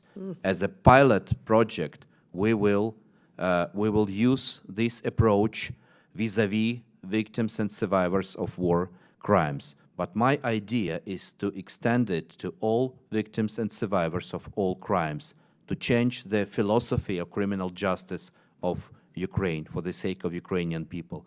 We are now starting process of selection of the people who will coordinate communication with victims and survivors. We will go through trainings of these specialists with the help of our international friends and allies. And I hope this will be for the sake of all Ukrainians. Well, I thank you for that, because my next question was going to be to follow up. You said the Department of Justice, Merrick Garland, has provided, in your words, unprecedented support. And clearly, that's one example. I don't know if there are others you are able to talk about, but I will say that we will continue to press in appropriate ways to say we must continue to support you, Ukraine, and the people of Ukraine. I have very little time left. What have you not been able to convey to us? You've conveyed things so very powerfully, but is there anything else you wanted to add? You know, last time I was asked at some occasion in the United States, what is the most important request from you, the most important message? And usually my colleagues start, of course, with weapons and ammunition, humanitarian and financial support, support for our all endeavors to seek justice. I said, no, I will start with something else. The main thing we need is unity. If we will have unity, we will have ammunition, we will have financial support, we will have humanitarian support, we will have support on the level of people to each other.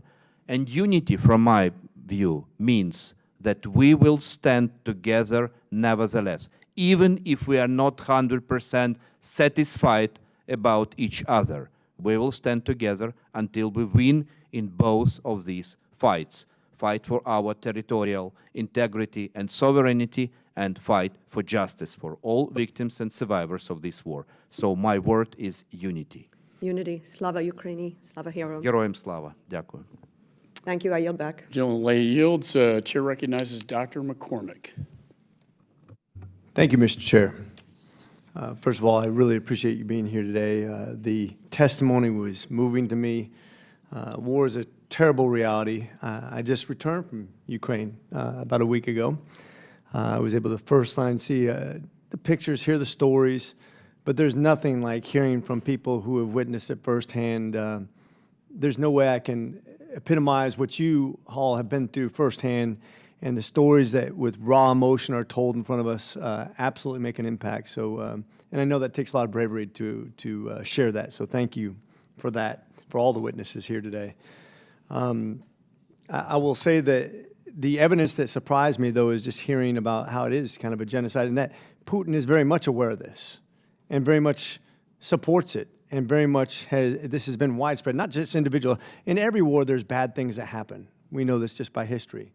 But to see it widespread and condoned inside of military units really is something that we don't see in modern warfare a whole lot of. So this stands alone. I would make the case that we are not just obligated to you because of a nuclear treaty or because NATO universally voted to support your country, and not even because we should finish what we started, but because we have a moral obligation because of what's happening there, because you've invited us into this, knowing that you're being unfairly treated and, in fact, raped and pillaged, and the degradation of your society is at stake. So I'm with you. With that said, we haven't talked much about Crimea. Now we talked about the rest of Ukraine because that's kind of the more contemporary issue, the thing that we talk about. Have you seen widespread egregious behavior behind that area of Ukraine or what the disputed territory is, people who are tortured and treated in the same unjust fashions as happened in the Eastern Front? Thank you for your question, and thank you for your words of support.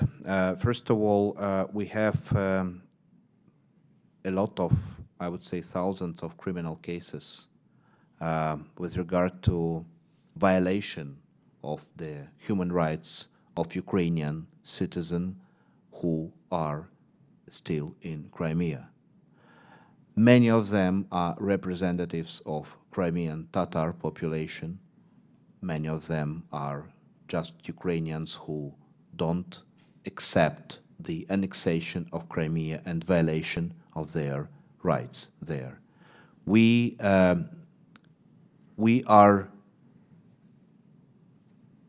doing this starting from 2014. And we have, once again, a lot of cases, and it's quite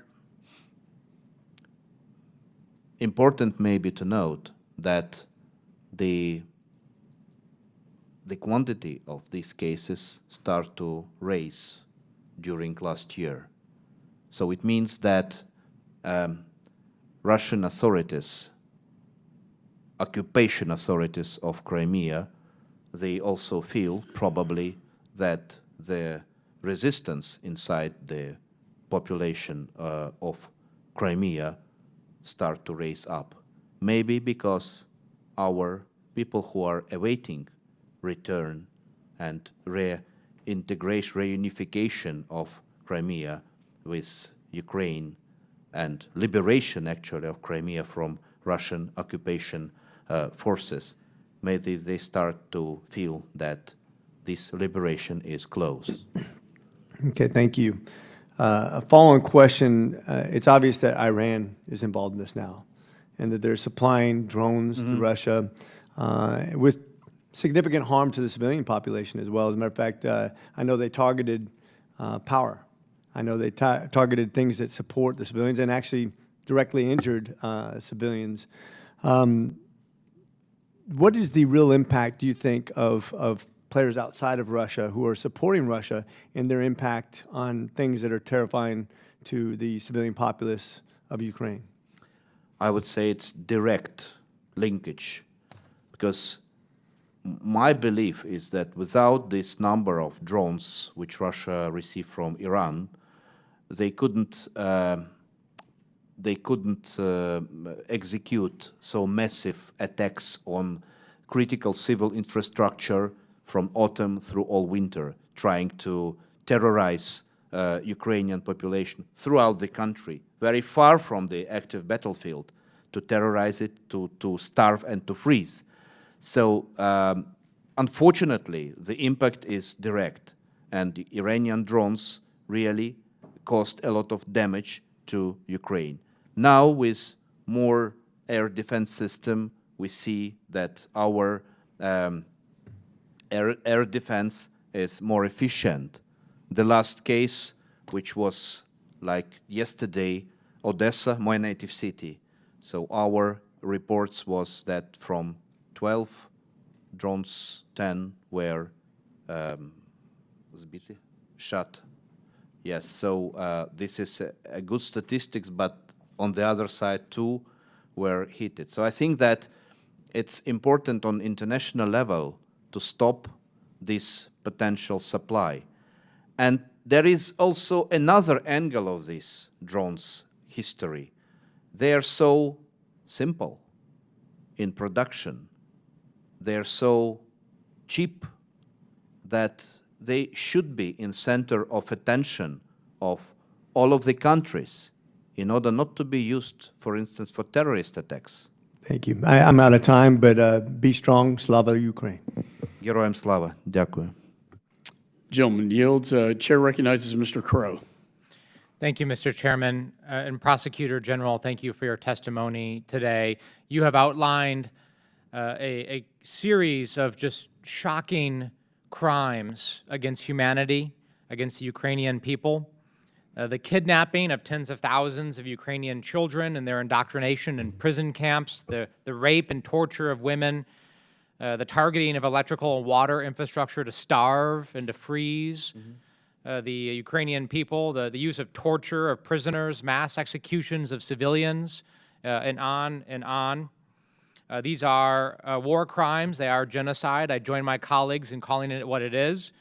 And as several of my colleagues have said, that this is not just a battle for democracy and Ukrainian freedom, but this is a battle for humanity. right? The question that must be answered here is what will we allow humans to do to each other? And what will we allow the tyrant that is Vladimir Putin to get away with? The answer must be we won't allow him to get away with any of it. That must be the answer. There's no other alternative here, and I join you and the Ukrainian people and my colleagues in figuring out how we do that. Vladimir Putin has made a big mistake, though. He has underestimated the will of the Ukrainian people because he will not ever break that will. We know that. I have seen that firsthand from my friends in Ukraine. So the question becomes, how do we make everybody, not just Vladimir Putin, accountable for these crimes? Battlefield commanders, individual soldiers, there must be accountability at every level. And to that end, this Congress changed law last year to allow the sharing of information to the International Criminal Court with respect to Russia and Ukraine. It's my understanding that that law has not been fully used yet by this administration, that there is information that has not been put forward. Public reports have indicated that there is information that we have that we could provide that we have not due to some objections by the Department of Defense. What is your understanding as to the state of the sharing of that information, and what objections are you hearing from the U.S. government at this point that might be slowing down the provision of really critical information? You know, in course of this war, many procedures historically, which took months and years before, now in different countries and in different international organizations, now are sorted out within months or weeks. And this is quite a unique situation where we feel as a special element of support that you change your procedures. But in order to get this changed, and in order to be it more 100% efficient, it's important to, in parallel, to communicate the need of such changes. I don't want somehow to comment on why internally there could be some resistance in exchanging of information, I mean internally here in the United States. I am ready to communicate and to explain that if this is for the matter of justice on international level to all perpetrators, not only to those who executed these commands, but those who ordered these commands, then it doesn't raise any risk or any concern from the point of view of, like, from the military side. Of course, I can hear arguments, because I used to be in communication all this year for different processes. But I think that proper communication, open and honest, will help to break, the ice if it is necessary and if it is important. And once again, I think it is possible to share more intelligence information we need, because it's not just sharing information, it's just to give answer on our very specific requests. We are trying to deal with this new legislation. Let's see what would be the outcome and the result. I'm optimistic, and I hope that our communication will lead to fruitful results. Thank you, Prosecutor General. We appreciate your service and your leadership and testimony today. I yield back. Gentleman yields back. Chair recognizes Mr. Kane. Thank you, Mr. Chairman. First of all, I want to thank you, Mr. Prosecutor General, for being with us today and for all the hard work that you and your office have been doing since the onset of this conflict last year. As chairman of the Europe Subcommittee, I share Chairman McCaul's feelings that it's important for this committee to inform the American public about what is currently happening in Ukraine and to display that many war crimes are being committed by Russian forces in Ukraine. It's important for the American people to know what's being committed by Putin's forces in Ukraine, and that Europe bear witness to the atrocities that have not been seen since the Second World War. It is now more important than ever to see the evidence of the attempted genocide of the Ukrainian people. To follow up on an earlier question on the setting of a special international tribunal, obviously that would, regarding aggression, that would obviously have to go before the UN General Assembly. And has your government reached out to any of the people within the UN and other countries to build support for such a tribunal? Thank you. Thank you for your support and thank you for your question. First of all, the core group of countries who support the creation of special tribunal is expanding, and the newcomer is Costa Rica, which is important. It's country from the Latin America, and we are in constant communication with the members of the United Nations in order to get more support for establishment of special tribunal. For this, I would ask the not only supporting us in by words, but also maybe to share the work with the countries of concern who are not ready to fix their position on the side of international tribunal, so that our friends and allies who are ready to help us in establishing a special tribunal will also deal with some countries where you historically or have more communication opportunities or capabilities. This will be very helpful. Okay, thank you for that. In 2014, Russian forces invaded Ukraine's sovereign territory for the first time in the Donbas and the Crimea. And they have illegally occupied those areas ever since. During the initial invasion and the 9 years since then, have the Russian forces and their proxies committed systemic war crimes in those regions? Yes, we have actually our war crimes investigation or war crimes prosecution department of the Office of Prosecutor General was created before. So now we just extend its capabilities because of the number of war crimes committed. But the war crimes which we see now, many of them were committed before on the territory of occupied Donbas and in Crimea. That was my sense, and thank you for your leadership. I yield back my time. Thank you. Gentleman yields back. Chair recognizes Mr. Davidson. Thank you, Chairman. I appreciate your testimony, and I think it helps the American people understand the kind of visceral reaction to this war. The fundamental, I guess, principle for human nature is don't hurt people and don't take their stuff. And if people could just live by that, we would barely even need a government. But since we can't, of course, we've all got them. And as America watched and saw that Russia invaded Ukraine, we know who's hurting people, and you can't get more egregious than taking the whole country. They're taking your stuff, and frankly, they're taking a lot of dignity from people. So thanks for making that real. And of course, we've created this structure called the International Criminal Court to kind of get at the idea that certain things ought to be off limits. Do you believe that every country ought to be subject to the International Criminal Court? Once again, I'm sorry, do you believe? Do you believe every country ought to be subject to the rules and principles behind the International Criminal Court?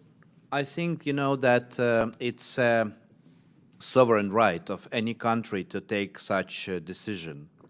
We understand that the idea of the International Criminal Court is based on the procedures which were first used at Nuremberg trials. So the ICC is something like a result of Nuremberg trials. The idea of the ICC, so the need of the International Criminal Court, is to step in where national government, national authorities are unwilling or unable to prosecute crimes, especially war crimes. Right. And so if you look, obviously Russia is not willing to prosecute war crimes. Are any of your neighbors providing sanctuary to people that you consider war criminals? We have such information. I don't think that it happens on a massive scale. The problem we have that we can't use, for instance, Interpol for the matter of arresting of the alleged war criminals who committed war crimes, because for their practice says that this is treated like a political crimes, which is not the case in our situation. And but I don't think that there is a massive situation with countries who are giving sanctuary to alleged war criminals. Okay, so that's encouraging because there are some neighboring countries that are at least providing material aid to Russia rather than to Ukraine. What countries you mean which provide material aid to Russia than to Ukraine? Am I wrong about Belarus? Belarus is Belarus is used by Russia as a matter of place from which they attack Ukraine or use it for their aviation and many other elements of their war. Iran is supplying weapons to Russia. I don't think that. But you don't think it's a local issue. You think everybody's. It's not a local issue, of course. This war is a global war, and some countries are on the Russian side. Some countries are actually trying to hide that they are potentially supporting Russia, and if that being known, some of them are changing their attitude. Yeah, and this is important. Yeah. Okay. So that's basically what I was trying to get at. And so when you look at the support that you've built for Ukraine. Thanks for fighting courageously against an invasion. The American people were ready to go. I mean, really, from America's perspective, kind of like ready, fire, aim, because normally when we get involved, we set a mission first. When you look at the principle behind these war crimes, how do we get to the point where we actually enforce them in a way where people really can? What it took to get the Nuremberg trials was unconditional surrender for Germany. So do you think that's the end state, unconditional surrender for Russia? Isn't that what it's going to take to hold all of the people accountable for these war crimes? I used to answer this question many times. My answer is the following. We as lawyers, it's our obligation to prepare everything, to create the case, to establish the court when it is necessary, to prepare to collect the evidences, to make everything possible in case any war criminal could be captured, for him to be held in custody, prosecuted, tried, and convicted. And it's not our aim, or it's not, we have no time to think about whether something happened in the future or not. We don't know what will be tomorrow. We, as I mentioned before today, even great tyrannies, which were great in their capabilities, can fall into one day. The experts who help us now, who were prosecutors in first tribunals in cases of war crimes committed on territory of former Yugoslavia, many of them told me, we never imagined when we started that work that, for instance, Milosevic and Karadzic would be in the dock. But they did document it. And I wish I had more time. We have a little more generous buffer in this committee than some, so thank you, Chairman, for your indulgence to get to the answer. I actually have some other questions in writing for how the United States has been able to cooperate and be supportive. You've unearthed a number of those in dialogue. And frankly, one of the questions that we get relates to, would you be okay with the same standard being applied to Ukraine's conduct in the war? And I'd just give you, if I had the time, to address the pretext that Russia used to start the war. And look forward to a written response when we get there. Yeah, Thank you. the chair will allow the witness to answer that question. Sorry? You want to restate the question? Well, the one that, the pretext that Russia used to start the war was, of course, that fellow Ukrainians were engaged in effectively war crimes against their countrymen who were Russian speakers, Azov battalions and others, neo-Nazis inside Ukraine. And so Russia says, we're coming to protect Russian speakers because Ukraine won't protect them. And they use that as a pretext to come into the country. And so if that was going on in any way, shape, or form, would those people be held to the same standard if they really were committing what is effectively atrocities against their fellow Ukrainians? First of all, the pretext of Russian invasion, the many elements, maybe all of the elements of these pretexts is absolutely insane stories. And they could use any pretext. They decided to start this war of aggression. They don't need this pretext. Actually, what they did, they documented themselves, and the crime of aggression, which should be prosecuted by the International Tribunal, could not be very difficult case from the legal point of view, because we have a lot of evidences of the crime of aggression started. And their pretext, I think everyone understands that there's nothing behind it, just some story for their propaganda and their TV. With regard to all war crimes committed in course of this war, we start investigation in any case, and for us, wherever we have information about war crime committed. It doesn't matter who is alleged person. Yeah, thank you for that. Look, nothing justifies what Vladimir Putin did. And look, even in America, we had people who crossed lines in our own rules of engagement. In our own country, we held them accountable. Russia's not doing that. I think a lot of people see and say that Ukraine is also not doing that. And I just look at, is there a basis at some point to build something diplomatically here? And I look forward to the written responses. Thank you, Chairman. Yeah, Jones' time has expired. Mr. Schneider is recognized. Thank you. I'm way over here. Sorry. That's okay. It's a big room. I know it's been a long day. Thank you so much for sharing everything from your experience to testimony earlier of the witnesses. I'm reminded of Elie Wiesel, and two quotes come to mind. He said famously, whoever hears a witness becomes a witness. And today we become witnesses to the horrific atrocities and war crimes taking place in Ukraine. He also says, if we forget, we kill the victims a second time. And we cannot forget. We must do everything we can to make sure that the perpetrators of these crimes are held accountable and face the consequences of their actions. And I'll say at the same time, we must constantly remind the world where we stand on the right side of history, on the moral side of history with the people of Ukraine, with the country of Ukraine. And that I pray this war comes to an end as quickly as possible, but I also am committed to make sure that we continue to prosecute the crimes for as long as necessary. And I join my esteemed colleagues on both sides of the aisle who have expressed the solemn hope that President Putin, his lieutenants, and all the people guilty of these crimes face justice. I also, Mr. Chairman, Mr. Ranking Member, I appreciate the role that this committee has played and will continue to play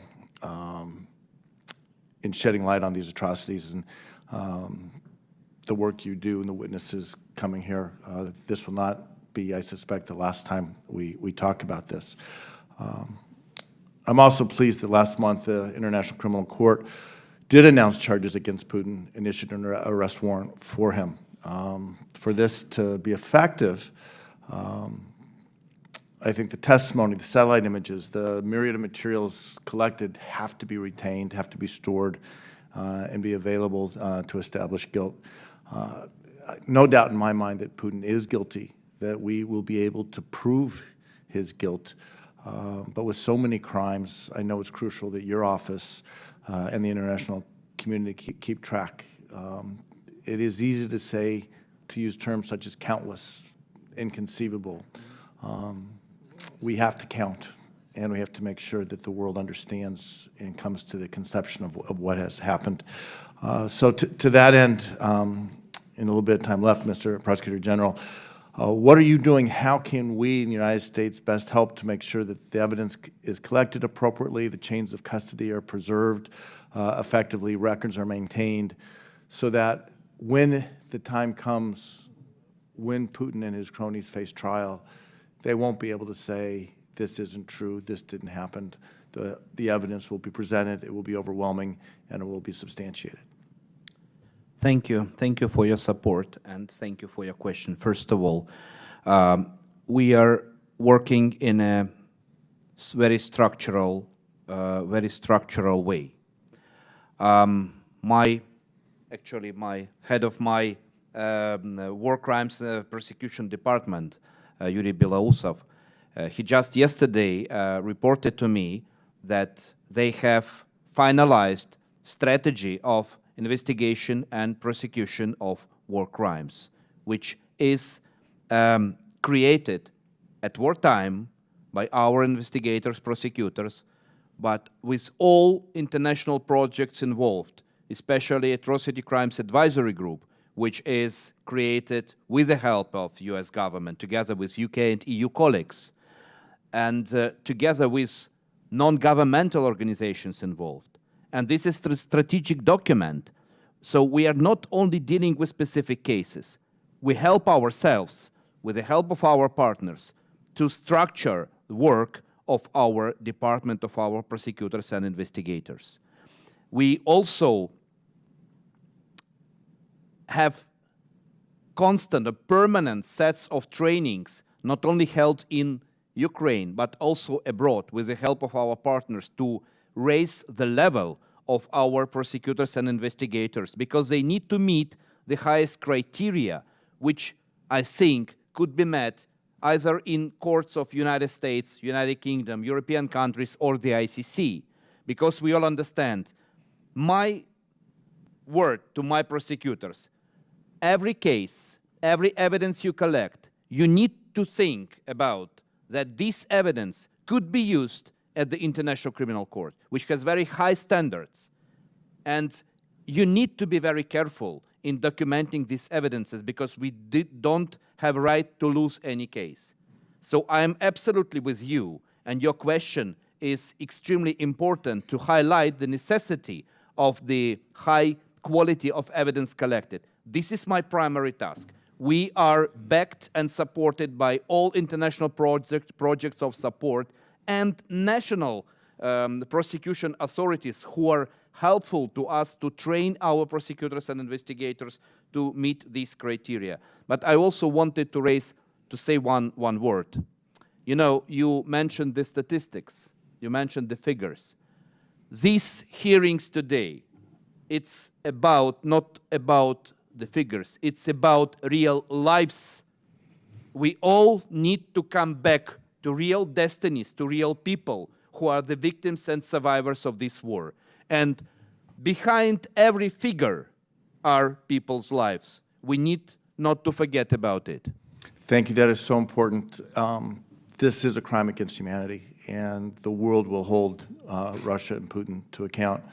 But as you touch on, every single individual, their story, their family, their community is a victim, and we must remember each of the victims as those individuals. Mr. Chairman, again, I thank you so much for having this hearing. I know we will have more on this. We have much work ahead of us, and I would speak for our nation. We stand with you in your very difficult task, but we are with you shoulder by shoulder. Thank you. Gentleman yields back. Chair recognizes Mr. Hill. Thank you, Mr. Chairman. I want to thank the chairman and the ranking member for their significant commitment to the people of Ukraine and their significant bipartisan effort to make the United States a firm and committed partner to ejecting Putin from Ukraine. So I thank you for your leadership. And also on the subject of the victims of this illegal invasion of a neighbor and sovereign country and member of the United Nations, I think we're not forgetting the victims here. Our chairman went to Bucha. He's done more than see photos. And we're grateful to the international news media that have brought the atrocities to light since day one on February 24th. So I thank the leadership of this committee. I want to follow up on Mr. Snyder's comments.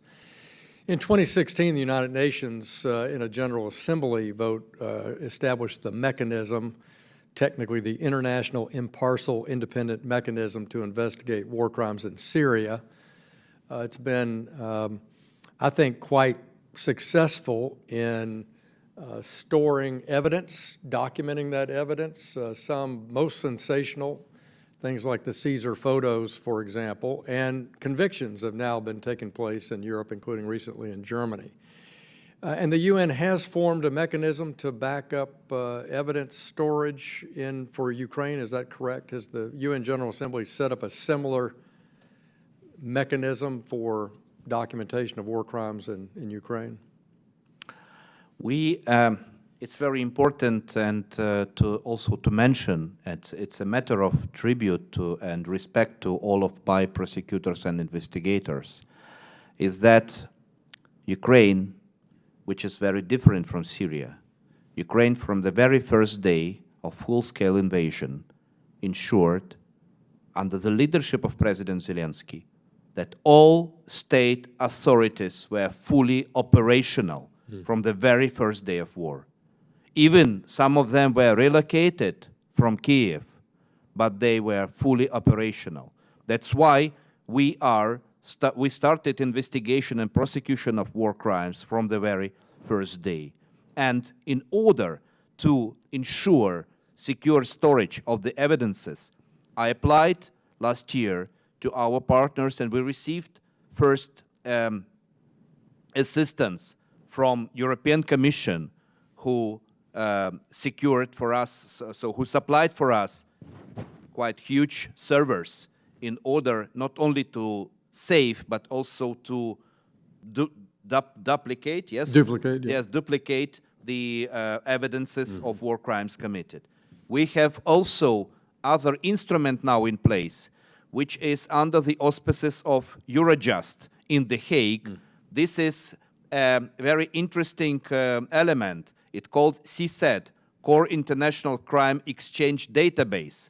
This is also financed by the European Commission, and it will be a storage of the evidences which could be provided by the 20+ countries who investigate war crimes and the joint investigation team, which was created by Ukraine, Poland, and Lithuania, and now Latvia, Estonia, Slovakia, and Romania being part of, where United States Department of Justice now have a memorandum of understanding and will deploy specialists who will help another element of this joint investigation team, the International Center for the Prosecution of the Crime of Aggression, which will be started its operation in July in The Hague under the auspices of Eurojust, with the support of a prosecutor which will be deployed by the Department of Justice of United States. So we have another storage facility for the evidences, as I mentioned, CSET, and it will be additional storage facilities for the ICPA, International Center for the Prosecution of the Crime of Aggression. So we want some of the evidences to be kept not only in Ukraine, but also abroad to be in a more safe location. That's very encouraging, and I'm of course pleased that this Congress has supported that Department of Justice effort to provide that technical assistance. Do we have actual, in addition to DOJ training and the MOU, do we actually have FBI forensic experts assisting their colleagues in Ukraine on crime scene reviews? Thank you for this question. During my visit, we will have we have already a meeting with Attorney General with regard to more active involvement of the FBI to investigate and prosecute of war crimes, and I have meeting tomorrow on this specific matter. Good. Well, this is very encouraging. We want to make sure that you have the support you need to take to the international community the proof of the atrocities of the Putin invasion of Ukraine and bring Putin and his henchmen to justice. And then we will do our part too on making sure that we work with our partners on finding ways for Russia to support the reconstruction of Ukraine once Ukraine has declared victory. Thank you, Mr. Chairman. I yield back. Thank you. Gentleman yields. Let me just thank the Prosecutor General for being here today. Very powerful testimony. You handled yourself extremely well, making the case. The reason the ranking member and I wanted to do this hearing is to call attention to not only the American people, but the world about what is happening on the ground and the atrocities taking place every day. At a minimum, you're providing a documentation, a historical documentation of these atrocities, and we sincerely hope that they will be brought to justice. And as I used to say when I was a prosecutor, that there will be a special, particularly for the Wagner Group, a very special place in hell for them. So with that, members of the committee, pursuant to the rules, they have 5 days to submit statements, questions, extraneous materials for the record. And I'd like to close with an excerpt from an incredibly powerful documentary. I've seen it several times, called Freedom on Fire, which depicts the horrific realities of Putin's war.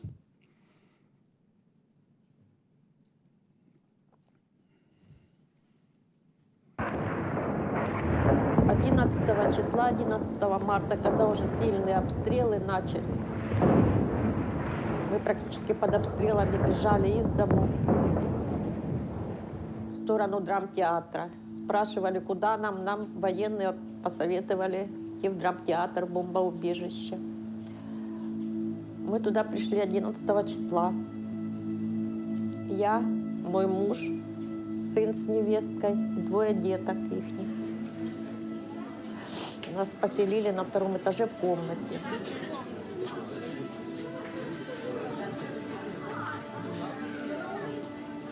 Комнатка маленькая, все пока там на полу спали.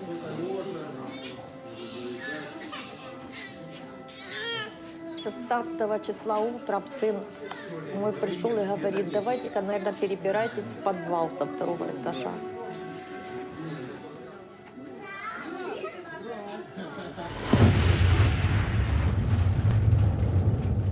A Russian aircraft drops a bomb on a theatre that's also being used as an air raid shelter. Tonight, the desperate hunt for survivors of that horrific attack on a theatre believed to be sheltering as many as 1,000 people in Mariupol. Неожиданно затряслись окна, а во 2-й раз уже все взорвалось. Подружка кричит, я в тишине вся. Потом, когда этот взрыв заканчивается, мы выбираемся. Когда я вытаскивала ногу, слышала, что Каролина отхаркивалась там.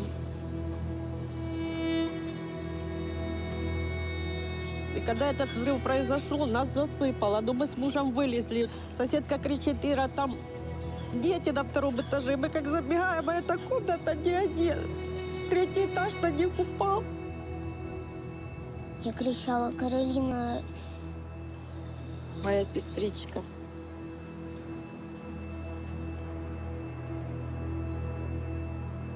За что? За что? Пришли нас освобождать. От чего?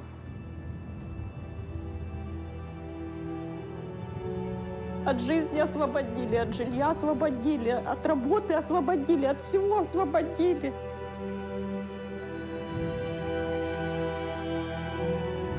Вони, росіяни, вдалися до звісної для них технології, яку вони опробували у Грозному у 94-2002 році, яку вони опробували у Сирії, Алеппо. І саме так вони її опробують наразі в Україні. Доказом того нелюдського, антигуманітарного поводження російських Збройних сил у нас тисячі. Свідоцтвом чого є бомбардування пологового будинку у Маріуполі.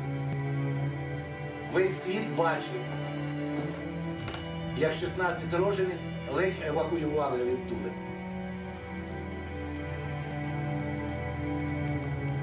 Весь світ бачив, як у Маріуполі вони вчора бомбили драматичний театр, навіть незважаючи на те, що спеціально для літаків було написано «Діти».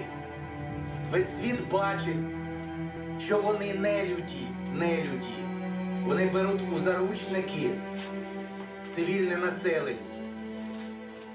Вони вбивають не тільки дорослих. На теперішній час 106 дітей. Не знаешь, куда бежать.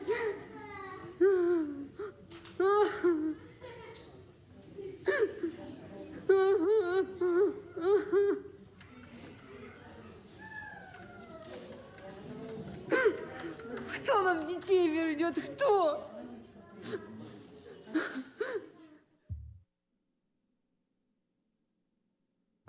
And without objection, the committee stands adjourned.